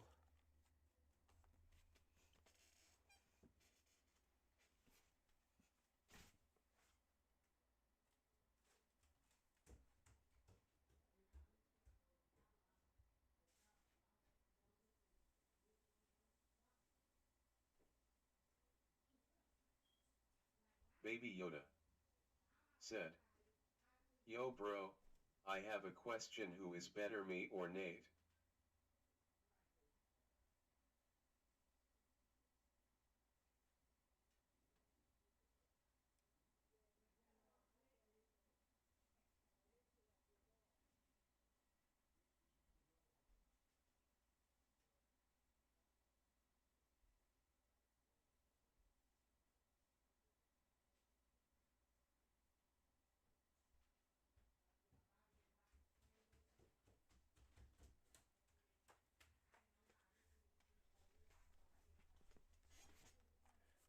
What'd you say?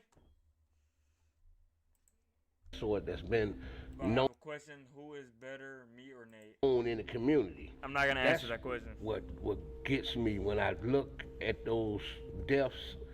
So this person is I methodical. actually know Nate. And any gaps Personally. makes me think he was either in jail or the hospital. Serial killers should never be. Yeah, you gotta see the waves, chat. You gotta see the waves. You guys wanna see the waves. They all should be locked up and the key thrown away. You gotta see the waves. I don't The waves think that there's crispy, no chat. help for them. They're not crispy, Teeny chat. What the fuck is weeny going on, chat? component of a cell is buried in their cranium, and it is not going to go away unless there's some type of surgery that can be performed on those type of people. Is there one of these killers that you think is doing the lion's share of the killing? Yes, Darren Dion Vaughn. Darren Dion Van shocked the nation in 2014 when police arrested him for the murder of Africa Hardy in Hammond, Indiana. But what began as a single case quickly unfolded into something much darker. Van confessed to killing at least 6 more women, leading investigators to his victims' remains in abandoned homes across Gary, Indiana, thereby earning him the nickname of the Gary Strangler. But is it possible that Darren could also be the Chicago Strangler? In his confession, Van hinted that he had been killing for nearly 20 years and his style of killing matches with the MO of the Chicago Strangler. Many experts, like Thomas Hargrove, think that Darren could very well be responsible. Because many of the Chicago murders are near the train line, it's easy to imagine Darren boarding the train from Gary, getting out at a Chicago stop on the south and west sides, giving into his killing impulse, then returning home to Gary. What's more is in his confession interviews with the police, Van claims to have victims across multiple states. And Darren Vaughn told police in Hammond, Indiana, he's made a lot of mistakes. 4 or 5 in California. How many in North Carolina? 1, because I ain't staying long. Texas, I think there's 2. At least 2 in Milwaukee. And there's 3 in Minnesota. I'll say about 7 in Detroit. How many Detroit? in Chicago? Chicago is a lot. One of the goals in setting out to do this was to try and solve some of these murders. And so with many of the fingers pointing towards Darren Dion Van, we sent him a letter and we reached out to the Indiana Department of Corrections portal in attempts to reach him. Now we have no idea if the letter that we sent to Wabash Correctional to Darren made it to him. Maybe it didn't make it past security.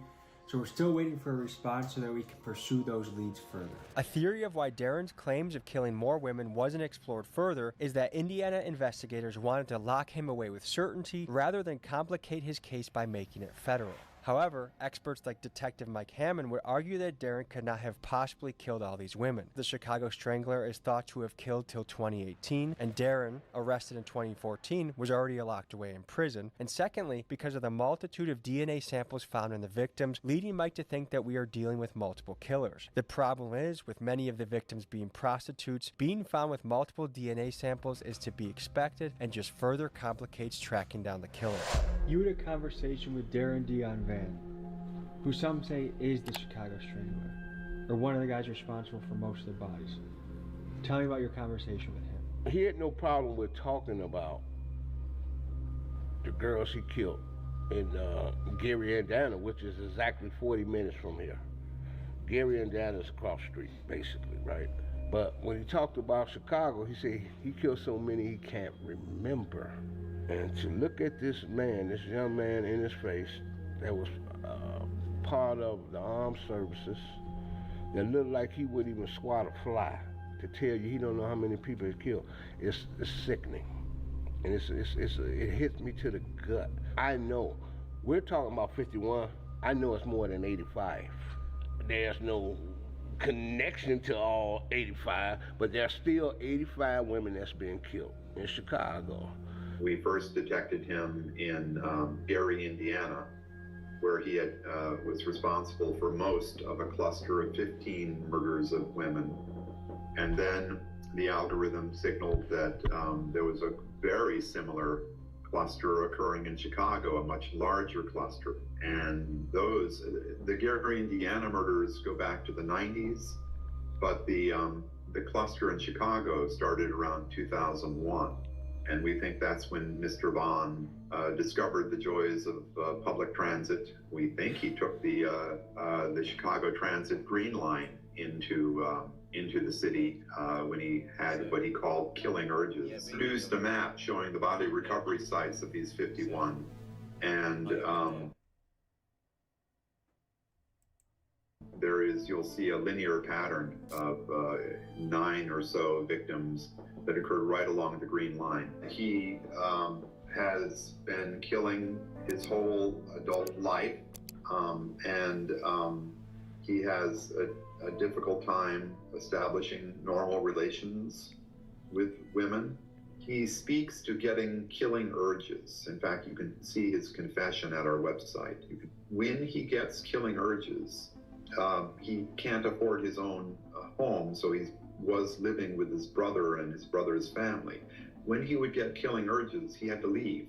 He couldn't stay in the home and possibly harm members of his own family. So he would leave. He would walk around Gary, Indiana, or he would go further afoot. It was a very random murder. They were grabbed and usually killed close to where their bodies were found.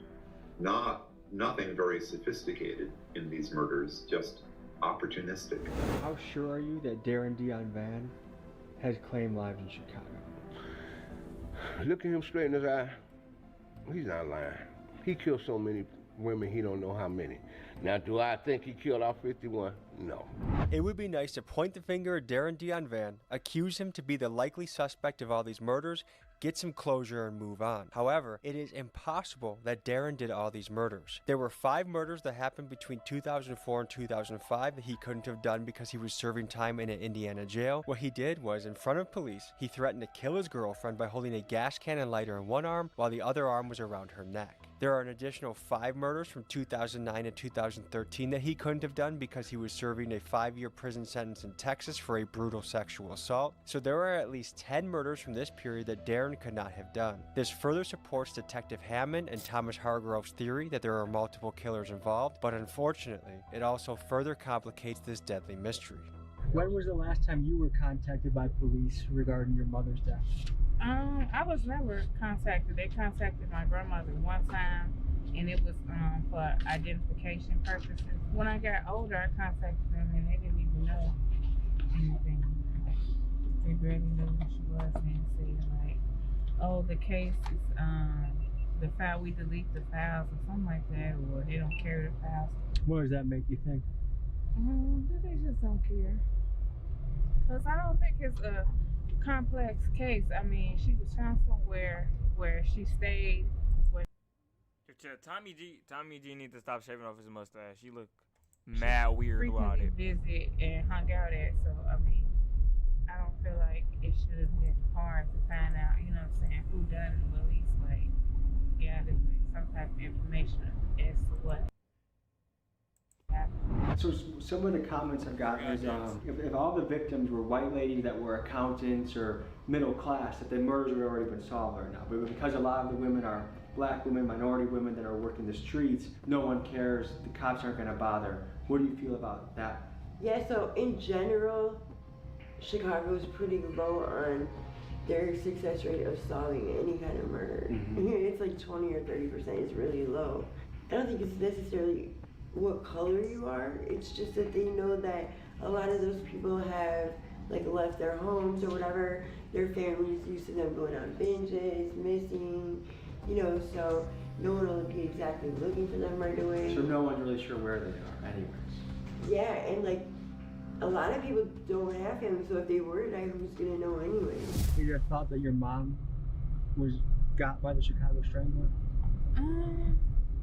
Part of me yes and no. Like a part of me feel like maybe it could have been somebody she knew, and then a part of me feel like it could have been a serial killer, Chicago Strangler. So we've heard about the crimes Darren may have committed, but what do we know about who this guy is? Little about his childhood is known other than he grew up in Indiana, and in 1991 he enlisted in the Marine Corps but received an other than honorable discharge after only 2 years in the service. The specific reasons for his discharge have not been publicly disclosed. What we do know about Darren is this: he has a notable criminal background. However, there is something potentially disturbing that we uncovered. According to a confidential source, he has been arrested over 75 times. However, most of his rap sheet has been redacted. Why? With guys like Jeffrey Dahmer and Ted Bundy, we have enough information about them to make a Netflix series. But when it comes to Darren, there's barely any information out on his past on the internet, and what is documented has been censored. Why?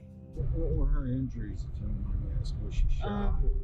No, she was strangled and just beat up real bad to the point where it damaged her brain severely. She was on life support for 2 years before my grandfather decided to pull the plug.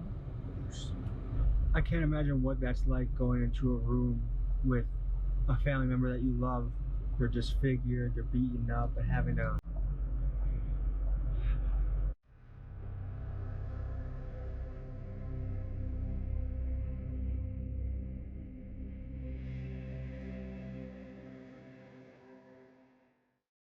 Kiana, so does this alley look familiar to you? Oh, yeah. It does. And what's going through your head right now? Just memories and stuff with my mom. These are my last memories with her.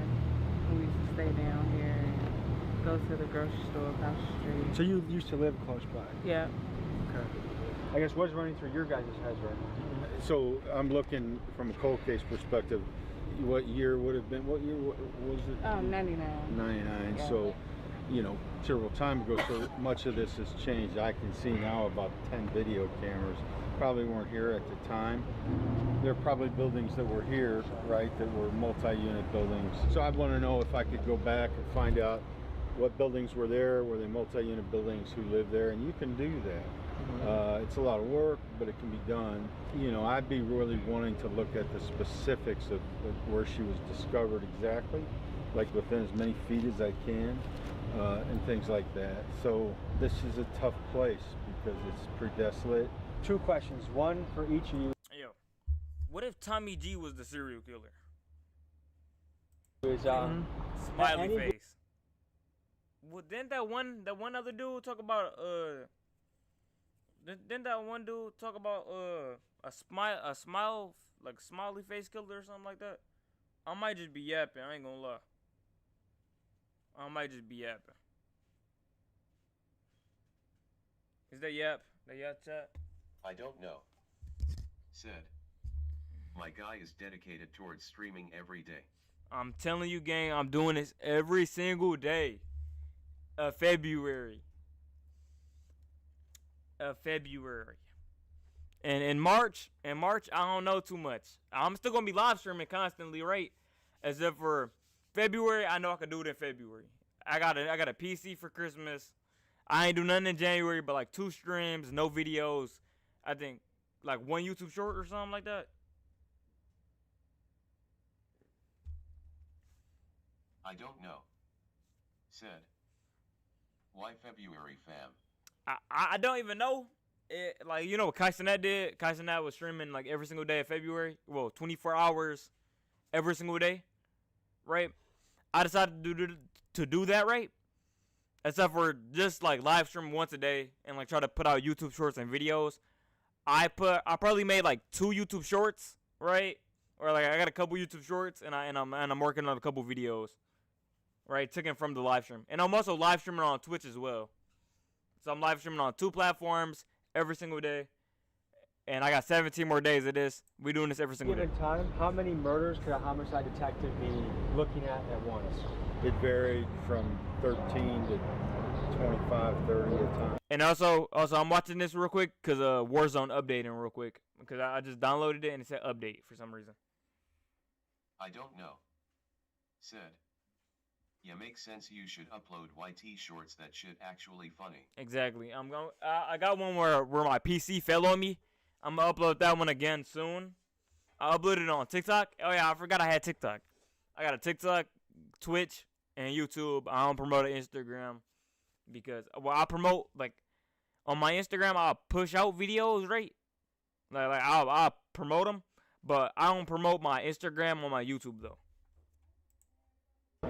But then, you know, because I worked on a cold case, I would take on a lot of cases. Yeah. So there is a perception that if you're poor or if you're black, that the police don't care as much about the murder. As a black detective, can you give the other side of the table? Yeah, well, I get the other side of the table, and some of that is accurate, you know. So I'm not here, you know. I mean, I love the police department, you know. I mean, it's gas, but I tell people all the time, but I'm not a spokesman for the police department. I mean, you know, I mean, there's some dog asses on the police department. There's some dog asses at the post office. Why you didn't get your mail on time? You know, that exists in every line of work. The police just seem to be highlighted and spotlighted. Bro, I keep forgetting, bro. I need to stop wearing like just this right on top of my head because of dents. I forgot YouTubers, people in them get dents, and I'm already bald. Right, I'm gonna catch a dent fast. Let me just.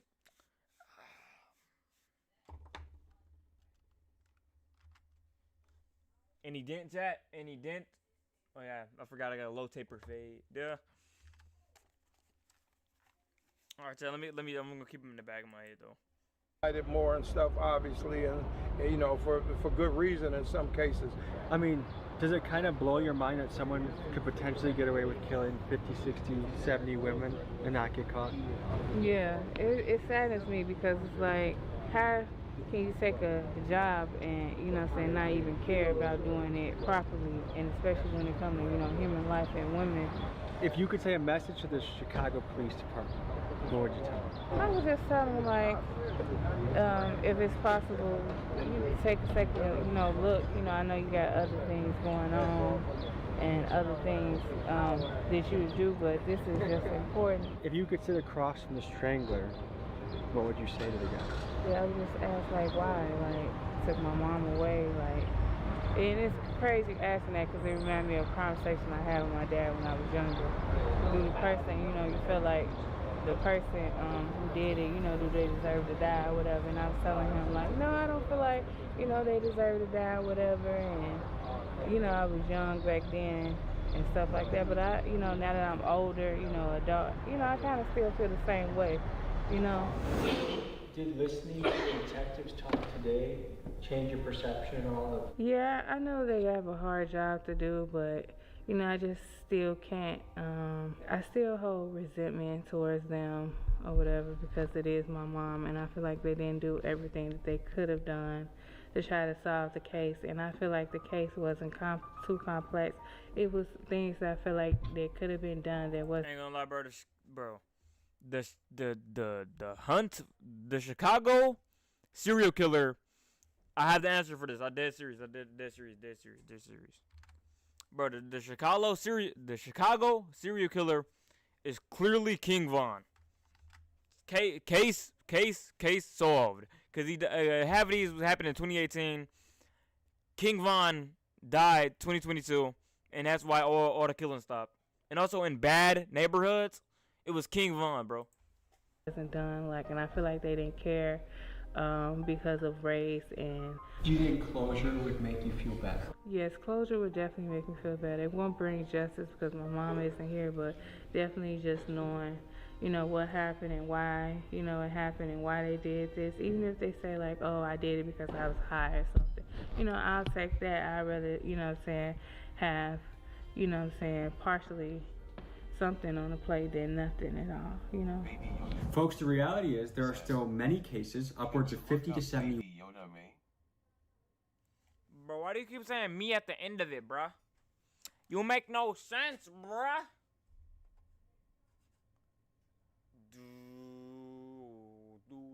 Women that have not been solved. And our goal is to bring some closure to these cases. So if you have any connections to the Indiana Department of Corrections or ways of speaking to Darren Dion Van or know anything about these murders that might help solve them, please reach out to me at TommyGMcGee123@gmail.com because our goal is to help these cases become solved. And perhaps with you, the audience, we can crowdsource this happening. So email me, reach out if you have any leads. Thank you for joining me on this episode and see you next week. The video chat? The video, that was 32 minutes. Oh, my background changed. Lorelai said, hi. Yeah, what up, Lori? We chilling today, and I just downloaded some new games. Well, Call of Duty, and I gotta go on Steam for it. Let me zoom back in camera, though. Yo, yesterday live stream ended really early because the Wi-Fi was acting up. That crap was bugging, chat. It was really bugging. What the freak? Am I still just crashed? Hold on.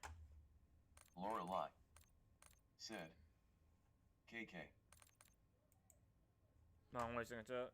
This crap look uneven. My thing look uneven right now. Hold on. My chat thingy look browser. Lorelai said, can you subscribe to me? I did.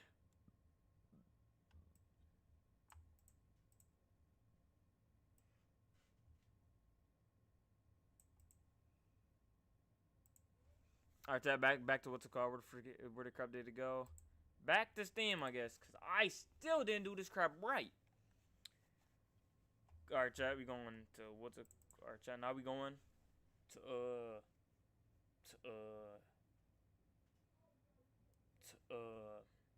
what the crap was I doing again?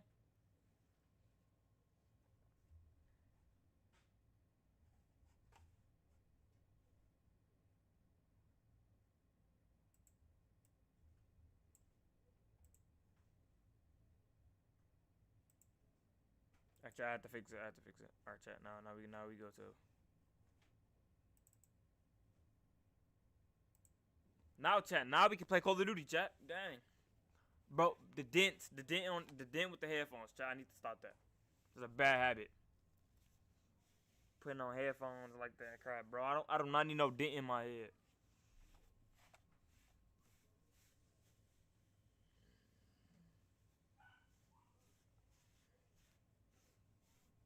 Yo, it's crazy how it says anti-cheat. That crap has nothing to do with no anti-cheat, gang. They're still cheating with this. Lorelai. Said. KK. Lorelai. Said. I don't know. Alright, chat. Lorelai. Said. Where is your cute brother face with tears of joy? Yeah, bro, he called you chopped. We went to your channel. That's why he didn't show his face.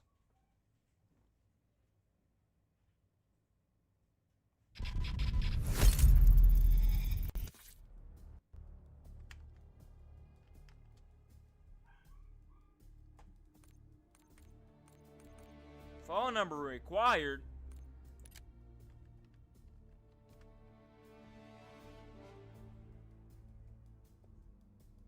Chat. Baby Yoda. Said. W. Lorelai. Said. Face with tears of joy.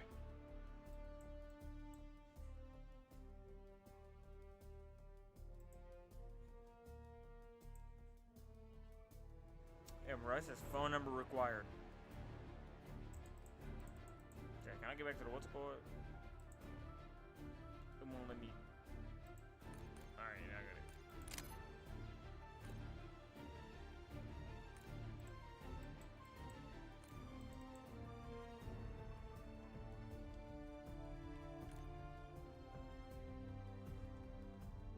Man, but now we gotta do this crap again.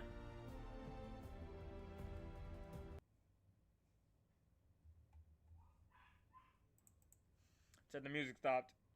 God dang it, bro! I keep messing up, bro. Lorelai. I need to add a phone number. Said. It can scam you. What can scam me? This is Steam Call of Duty Warzone. It's not scamming me. It's scamming you. Chat, now we just waiting again.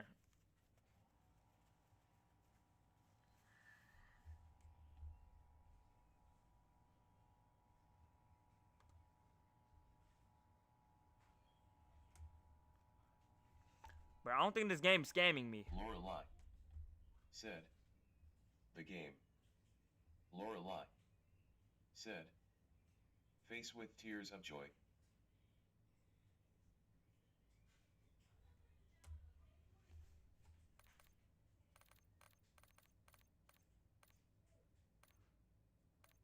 Actually, I need to check something real quick. Like it's always something, man. It's always something, man.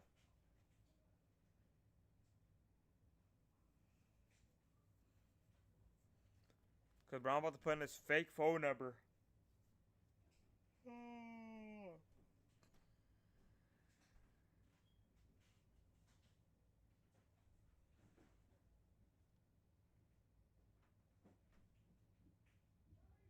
Lorelai. Said. Spooky jack-o'-lantern.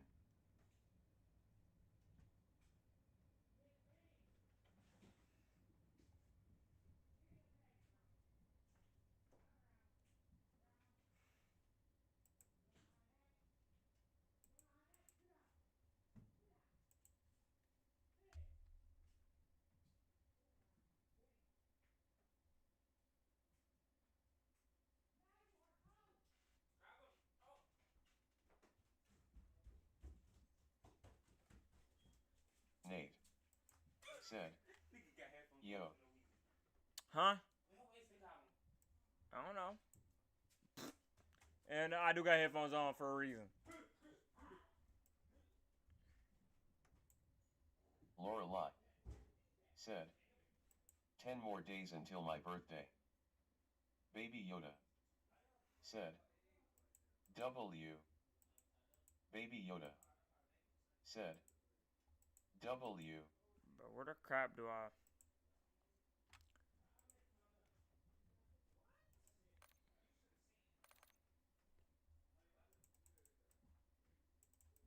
Store Steam Power / verify. Oh my god! Don't tell me I'm gonna have to pick that. Don't tell me I'm gonna have to do this.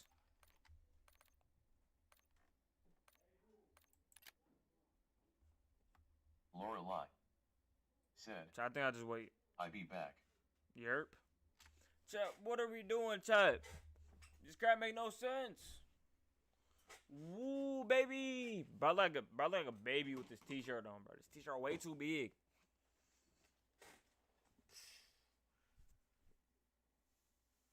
T-shirt. Nate. Said. I am back.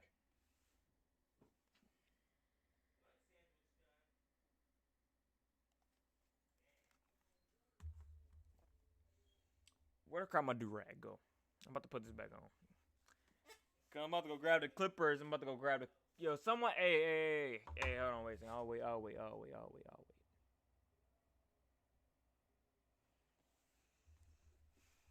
Baby Yoda. Said. Yo bro, today is my birthday, I'm 14 years old.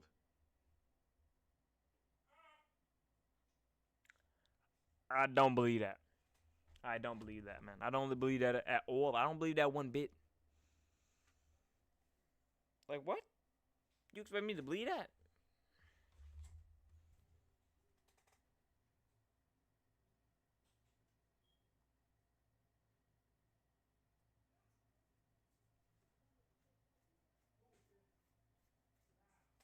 Nate. Said. Baby Yoda 1v1. Yeah, don't give him any attention, man.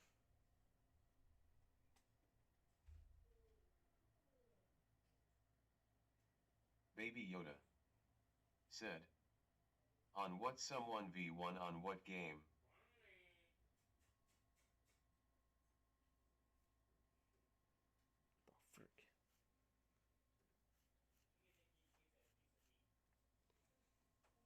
Chad, we ain't host the Hunger Games in here, gang. You better get out of here with that.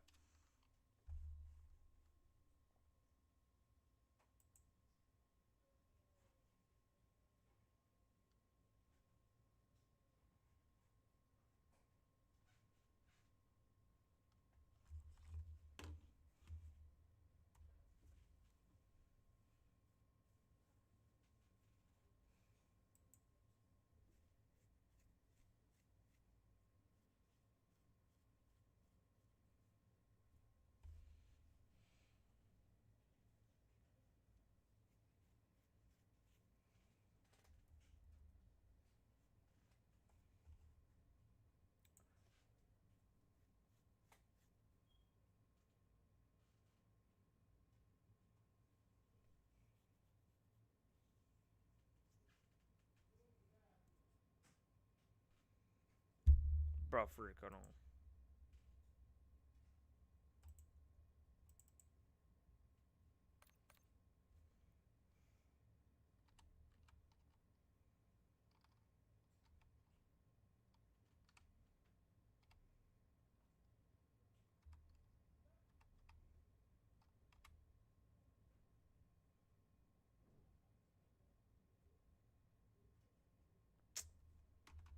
Real number bugging. Chat, what?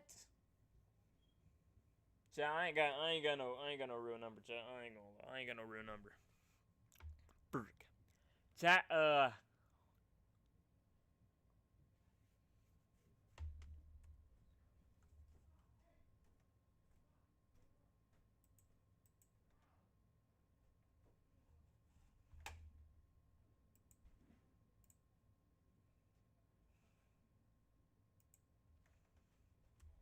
Lorelai. Said. Back. Yerp. Yo!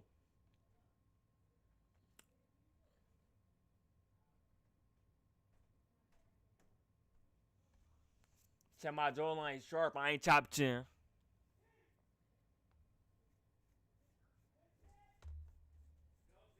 Yo, what up, bro? I'm back and really sad. Bro, why you sad, bro? Why you sad, bro?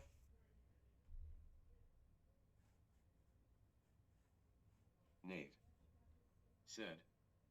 Okay. Michael Gilchrist, the Fortnite pro gamer. Said.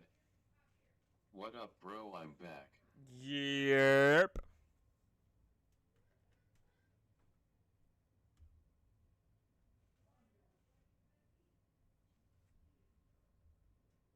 Michael Gilchrist, the Fortnite pro gamer, said, because my grandma died.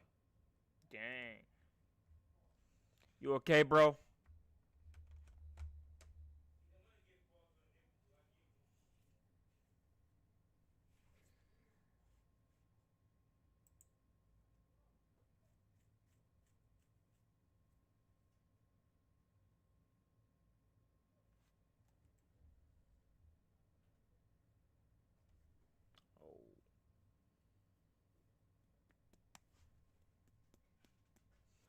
Chat. I don't freaking know. Chat. I need a phone number to do this.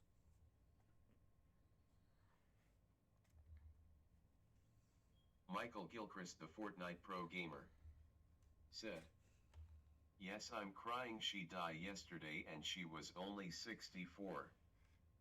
Baby Yoda said, yo bro, can we play Fortnite please? Yo, did I delete her message? Nate said, okay 1v1. Yo, dude, who message I delete? Someone got put in a timeout.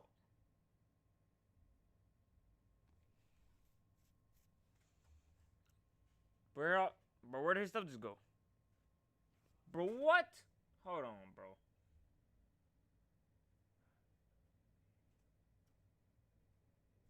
It said I deleted her. What's her name messages?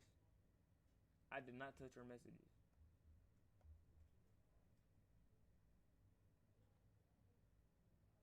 Yo. Lori.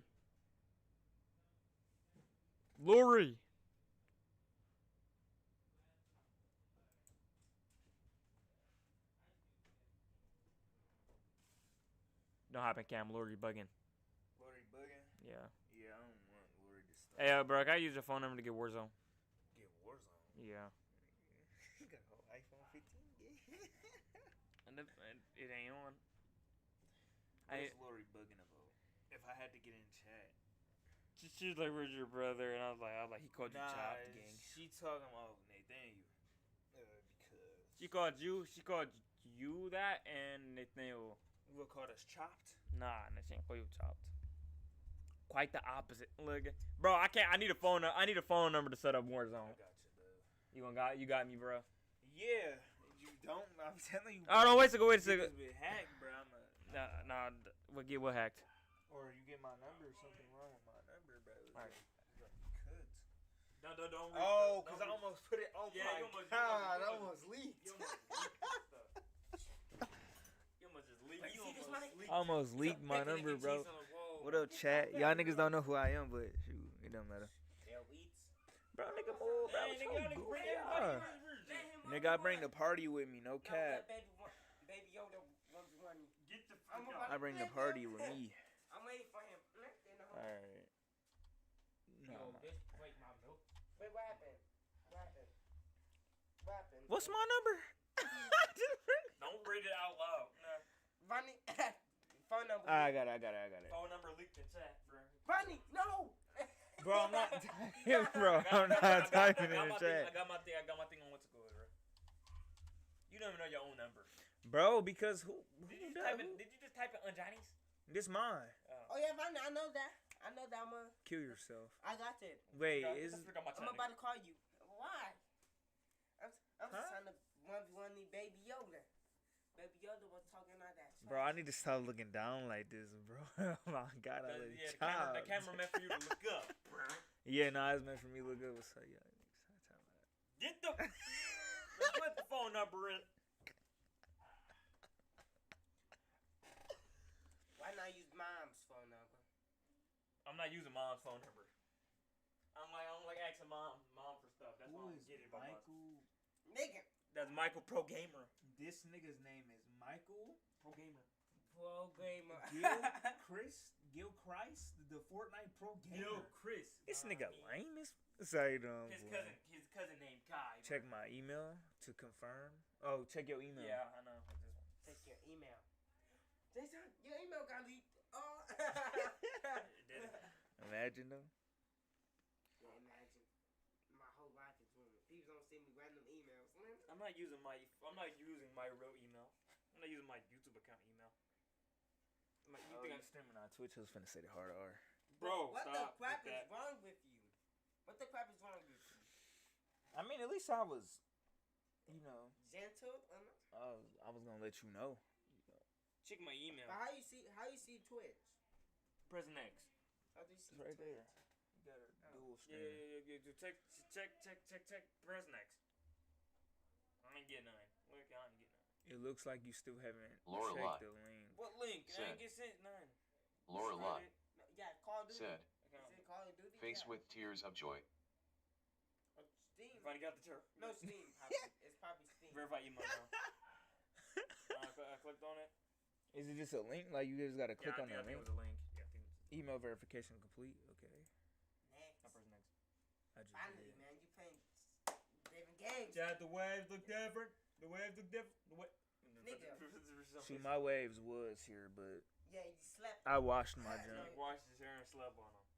But it's alright though. put It's the- starting to grow back though, so it's starting to fade away though. See, man, too, your so. haircuts go nah, back my in stuff- like weeks. Bro, this junk ain't even Bro, clicking, I bro. might have clicked on a different Wait, do I refresh it?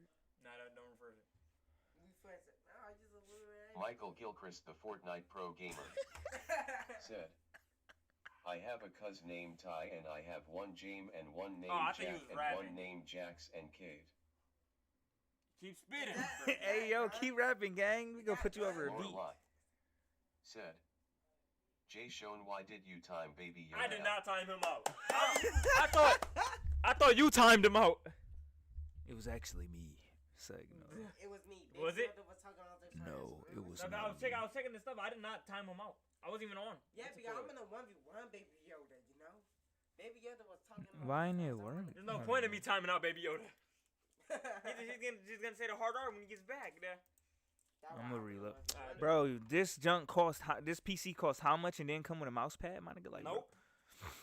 Dude, no need for. Do I gotta re-put it? Enter your phone number. bro. Michael Gilchrist, the Fortnite pro gamer, said, Yo, once I stole my friend's girlfriend. Yeah, my friend is named Justin and I Cap still steal gang. his girl. Cap gang. I don't believe that, gang. I don't believe that. And it's coming from a nigga that Lorelai stole two niggas' girls, bro. said, You ain't steal that thing, gang. It's Baby Yoda was timed out by Jay Shone for 300 seconds.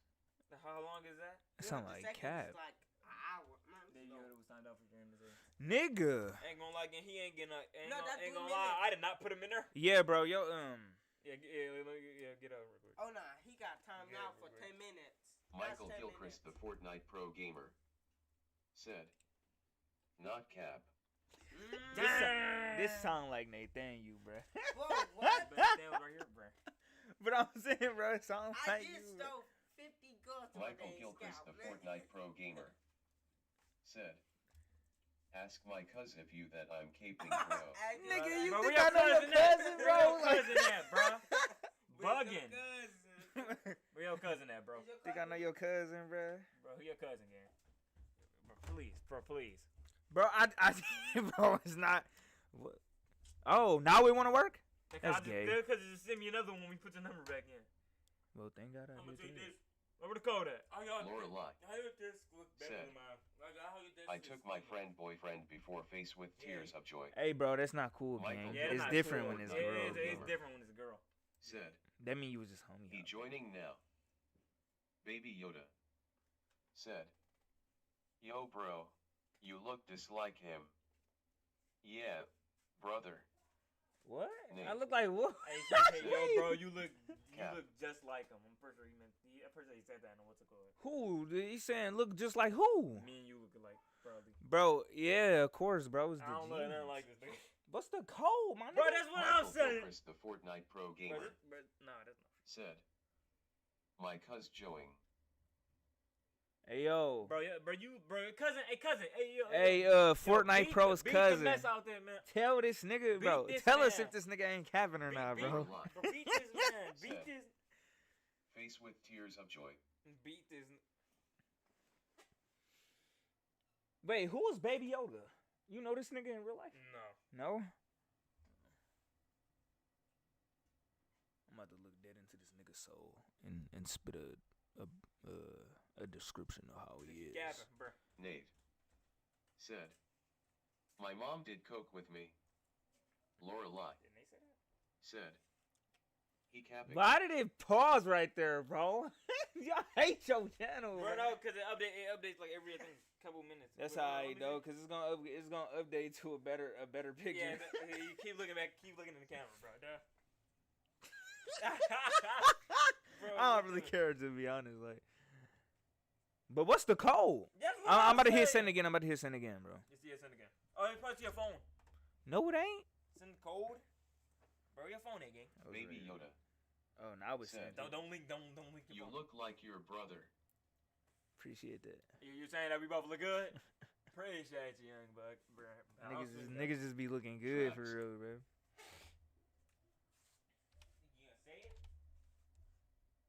Said. The code is 7994. Bro, shut the frick up. Yeah, Xavier so base you. Bro, Xavier so base. Golded. Someone send this to Xavier sub base. Yeah, man. Xavier so base you Give me the music gold. video, gang, bro. I'm the effing gold. 40 to you, no. I know some young Niggas niggas rob you for your code. code. Nigga, we you in the Yeah. code gang. Alright. We Yo, can't get stuff, I don't know what this is. Hopefully you can figure that out. Yeah, get it up real quick. Oh yeah, you can remove my number at any time. But we already signed in. I can just remove that. Nah, I don't think you can though. Trax said. NGLIMAB so Bro, FR my Baby camera. Yoda pack. Baby Yoda. Yo, what's up, chat? Yo, don't touch me. And when you see me, you better do something when you see me out in public, bro. Yeah, hold on. Hey, yo, chat, if you guys see me out in public, you get a picture with me, chat. Nah, we can do freestyle now. You wanna do the freestyle? Said. Hold on. Free my dad. Baby Yoda. What do you mean for your dad? Said. Shut up, twins.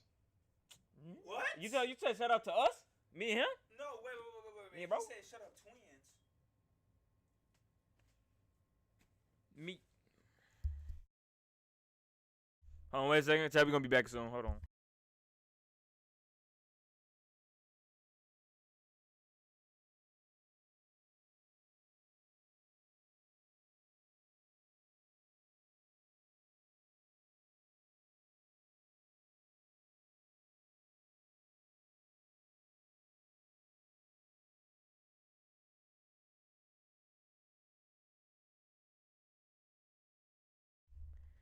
Hey, bro, what do you mean by shut up twins?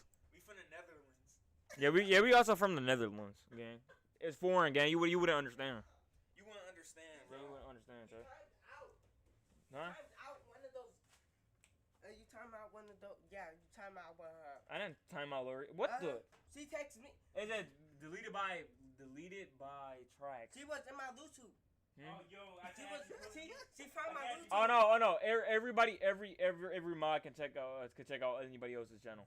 Wait, she found out me. Yo, L'Oreal, you're being weird. Follow me. L'Oreal, you're being weird. We're gonna have to ban you. Baby Yoda. We're revoking your membership. No, I wasn't talking to you. Lorelai said. Then who, Baby Yoda?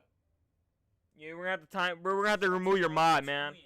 Stop going over to the ops. Who's Baby Yoda, bro? Baby Yoda is Baby Yoda, gang. No, because who? Are you Lorelai. saying twin as in Said. shut up a little twin, or KK. shut up twins as you know? Your gang. How you saying twin, gang? What you talking about? No, because bro, they're twins, bro. You know how we call them the twins? Lori, stop going up to the ops. Come back, stay in our channel, man. Stop going up to the ops.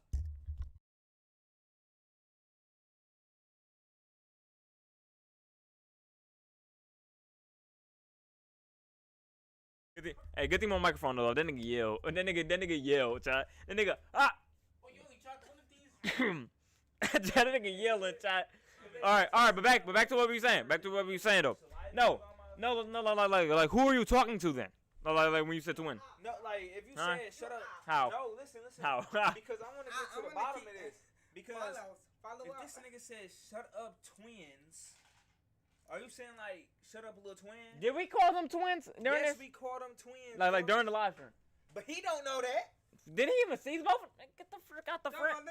Bro, I'm gonna move the camera freaking right here. I ain't gonna lie. You gonna start the bro. freaking First- back. My speculation on Lori, bro. Lori's a nigga, bro. Yeah, Lori a guy, and Baby Yoda's Baby Yoda is a creep. Lester is Lester from GTA, duh. some nigga on the other side of the family we don't mess with. I ain't gonna care. Baby Yoda like 13. I'll check this channel, bro. Man, that nigga's a cap, bro. He's capped. He's capped out. Bro, who keeps deleting messages? The track, Tanner. bro. Huh? Somebody got His name co-op. Tanner. Somebody got co-op. Shut up, twins. Michael Gilchrist, the Fortnite pro gamer, said, Even a night. I'm about to win a game of Fortnite, bro. That's what I'm talking about. Since you're pro Fortnite gamer again. You're a pro Fortnite gamer again. Of course you're gonna win that game, my nigga. What you talking about? Bro, okay, bro, stop deleting messages. Lorelai. Yeah, you is. I can see them. I can see you removing them, bro. What you doing, bro? Why you keep deleting, bro? Stop deleting messages, bro. What you doing? Freaky ass niggas, man. Hey, bro, your channel some weird junk, and this nigga capping about a Fortnite win, nigga. This ain't $2. Bro.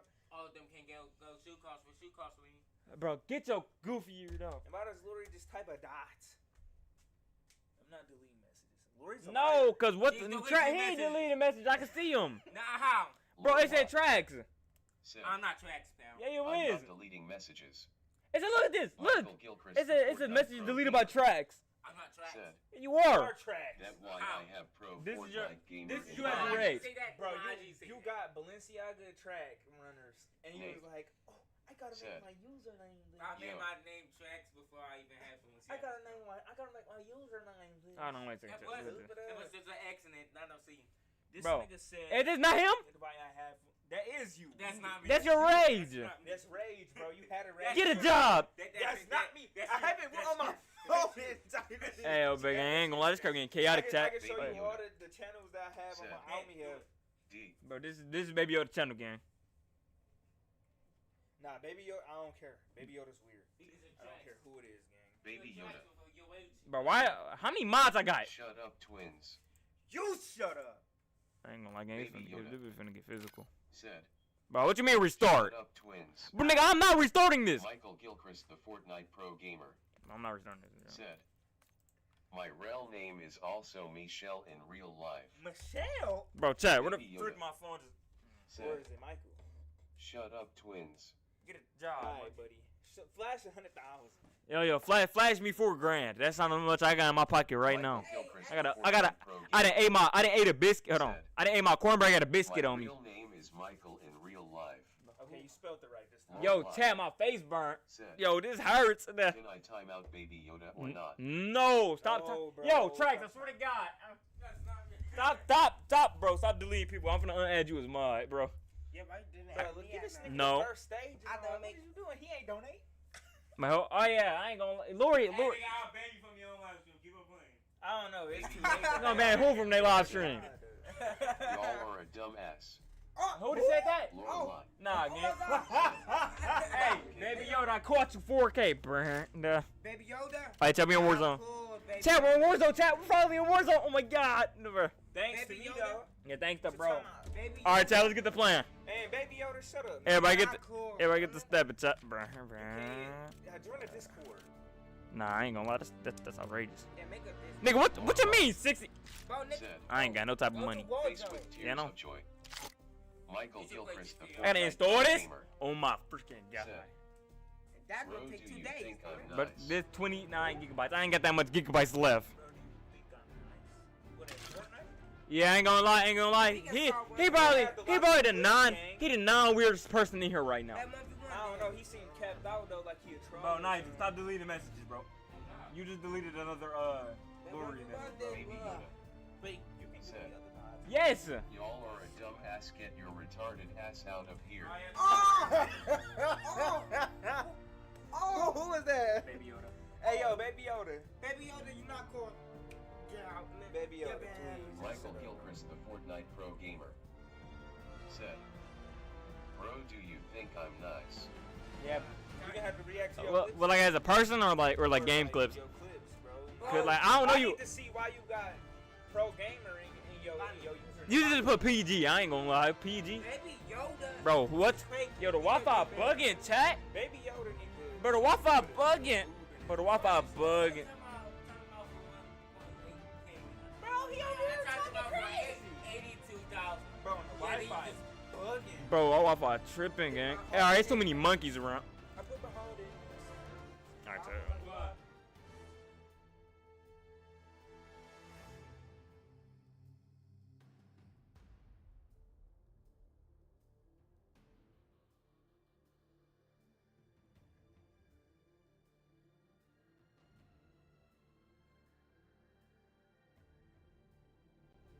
Bro, that's MOG gang, ain't gonna Who is lie. the weird me or Baby Yoda right now? Who is the weirdest? Both of y'all! I ain't gonna lie, Lori, yesterday. You Wait, was on that it. yesterday? Yeah, it was yesterday. You was on some. You was on some. You on that freaky 30-year-old Telegram chat pedophile. Like, installing chat. I ain't gonna lie, we gonna be here for another hour. I ain't gonna lie. but Baby Yoda, bro. I ain't gonna lie, me and you got you. Actually, he gonna be here for another hour watching ads. I must have bugged. Okay.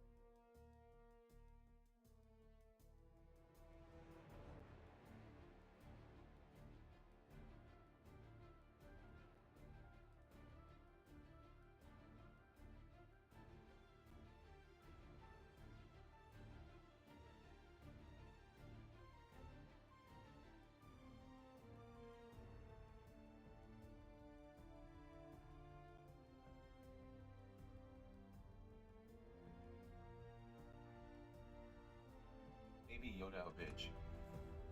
Yep. Said. Face with tears of joy.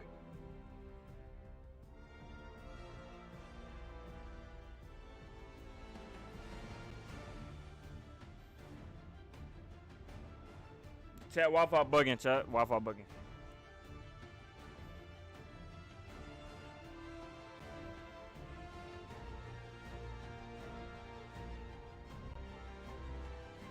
He said you know you will.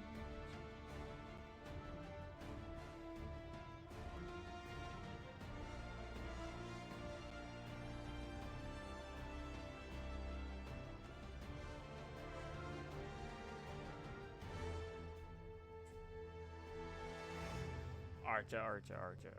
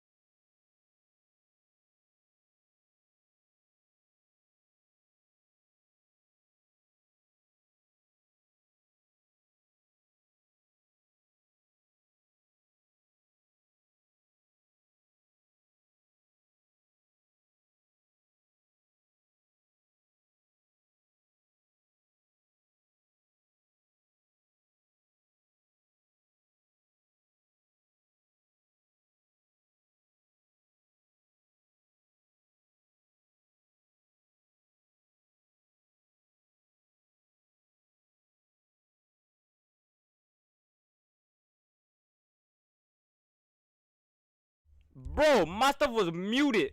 Oh my god. Bro, my microphone was muted. Muted.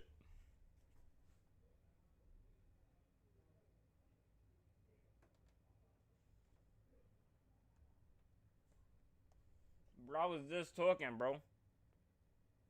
It was muted. You know what else is mute?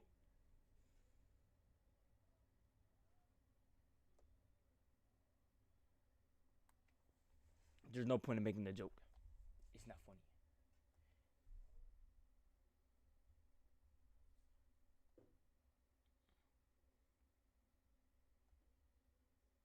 Alright, chat.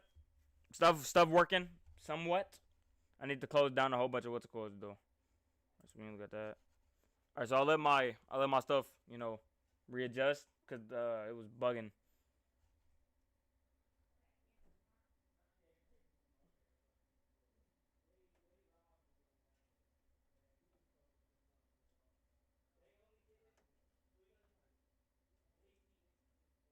Michael Gilchrist, the Fortnite Pro Gamer, said, "Bro, I have Fortnite Pro Gamer in my name is because I'm a pro gamer, bro, and I love gaming." Bro, you just told me that.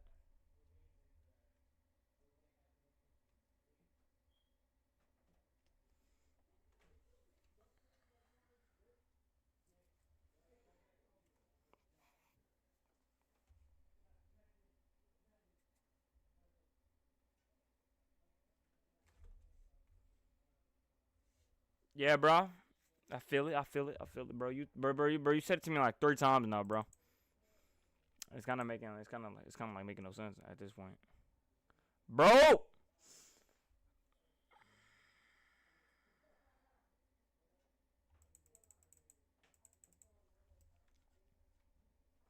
All right, Chad, we're finna take a little break. We're gonna go take a little break. Wi-Fi is still acting up. Yeah, still.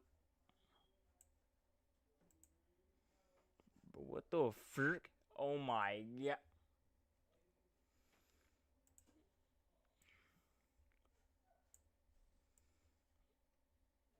Yeah, my stuff is bugging, chat. Michael Gilchrist, the Fortnite Pro Gamer, said, "And my girlfriend at my house right now."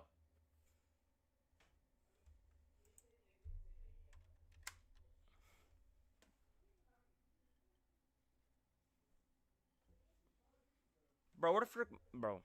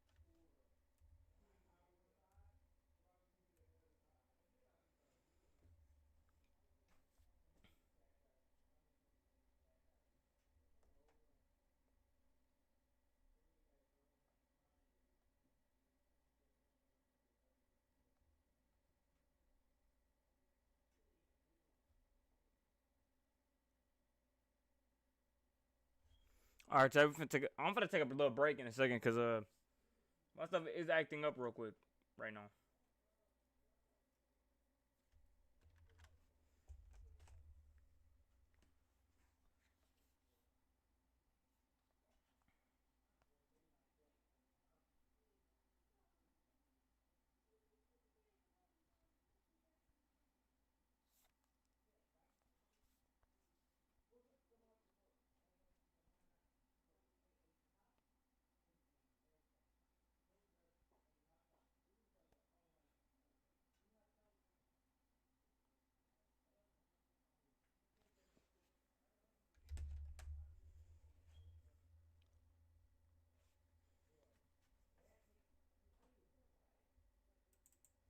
Jay Schoen said,